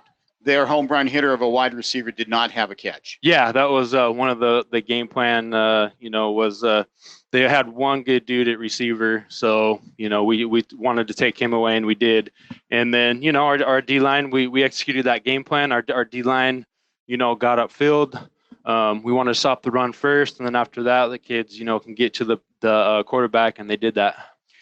So it would appear that it's going to be Monroe Catholic again. Okay. Here in Crescent City. You played them very first game of the year, a 2019 victory on the road down in the Bay Area. So is that an advantage, disadvantage, or is it just the way it is? It's we knew we'd face them again. They have a really explosive offense. They have really good receiver. He's going to get some college looks, or the running backs back. They're just super, super explosive, super big. It's going to be a really tough match for us, and we're looking forward to that challenge. I believe the final was 42-27 over Miramonte. Right. And that was the game where I think Del Norte really believed in itself, especially when it took over leading by 1, 6 minutes to go deep in its own territory, and the Warriors ran out the clock. An impressive effort, and you could just tell that the team came off the field going, hey, we might be something special. Yeah, that's where we came from our fall camp and practicing grinding every day, and we went down there, for an 8-hour trip, and played on field turf, which we hadn't practiced even on, and our kids responded, and that was the start of the belief of how good we can be during the year. That was step one, and that was obviously one of the best wins of the year, and it just it just kept the momentum going all season. You got a good half out of Eli Larson, then you lost him. Looks like he threw a punch, so he'll be gone for the next game. Yeah, and that's a tragedy after working so hard so he could play in the playoffs. Yeah, it's it's a bummer that he came into a game like this to where we got up on the first quarter and they started doing their thing and taunting us, and that's obviously they had 0 yards, so that was the only thing they had left was to try to kick us out of the game, and it's just Eli's, it was his first game, and I'm sorry, that happened. Got the best of it. Yeah, they but did. Next man up. Yeah, no, for sure. That's what we've been all years. Well, Coach, thank you so much for joining us. Congratulations, 10-1. Yeah. On your rookie season as a head coach, you must be pretty good at this. Yeah, I got good kids, man. That's it. I got good kids, and we'll be ready for next week. We'll have a home game. I think it'll be next Saturday against Monroe Catholic. You think it will be on Saturday? It'll be the top seed gets the Friday night game. Well, who won Fortuna? Encinal. Encinal won. Although okay. Fortuna came back and almost pulled off the upset. See, okay. Wow. Okay. So Fortuna won, Encinal won, so they'll play Friday night, and then we'll get the Saturday game. Saturday afternoon game. Saturday night, 7. Really? Saturday night. So we'll find out officially on Sunday. You can check the NCS website for all the details. Coach, thank you once again. Right. Congratulations. Del Norte claiming the 41-6 victory over the Bulldogs here at Mike Whalen Field. And Mad Dog, you got some stats for us. The fun stats, John.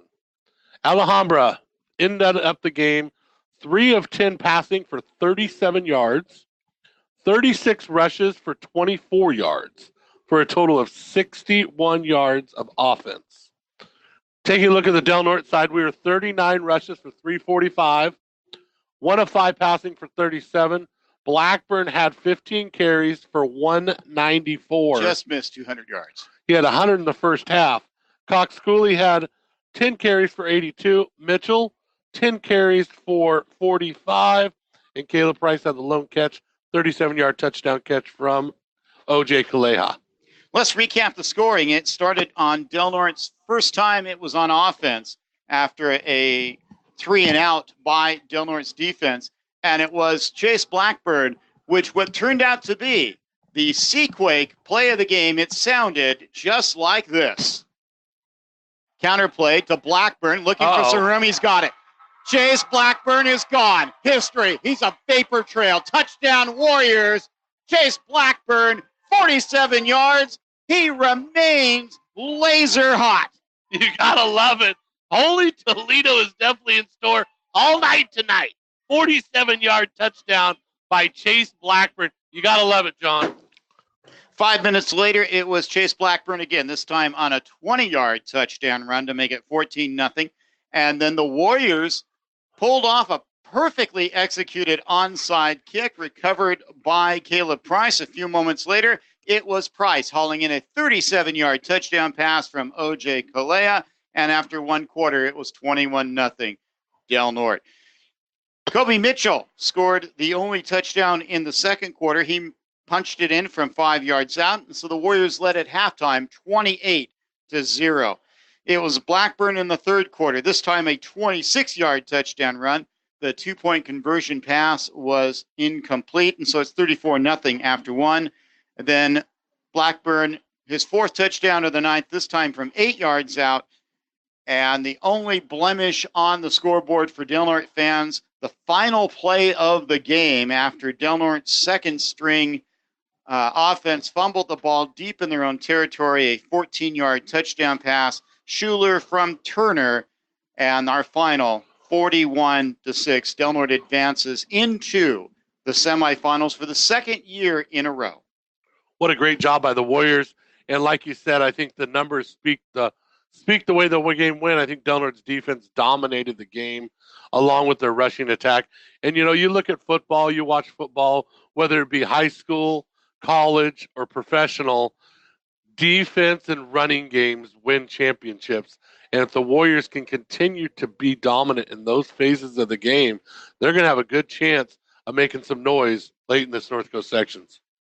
We'll find out on Sunday when Del Norte will play. We know it will be here at Mike Whalen Field. We know who they will play. It'll be Moreau Catholic, a return of the first game of the season, won by Del Norte down in the Bay Area, 20-19.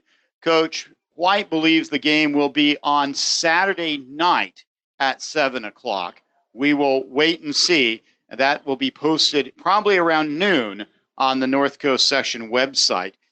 And any final thoughts from you, Mad Dog? I thought it was a great game by the Warriors. I'm glad we finished off in a good, respectable manner. And safe travel for the Bulldogs going home. I know it's a tough loss when you come up here and you got high expectations. And I think the Warriors did a great job at home, though. I think we definitely put a little scare into the North Coast sections down there. So, Moreau Catholic's been here before. They know what they're getting into.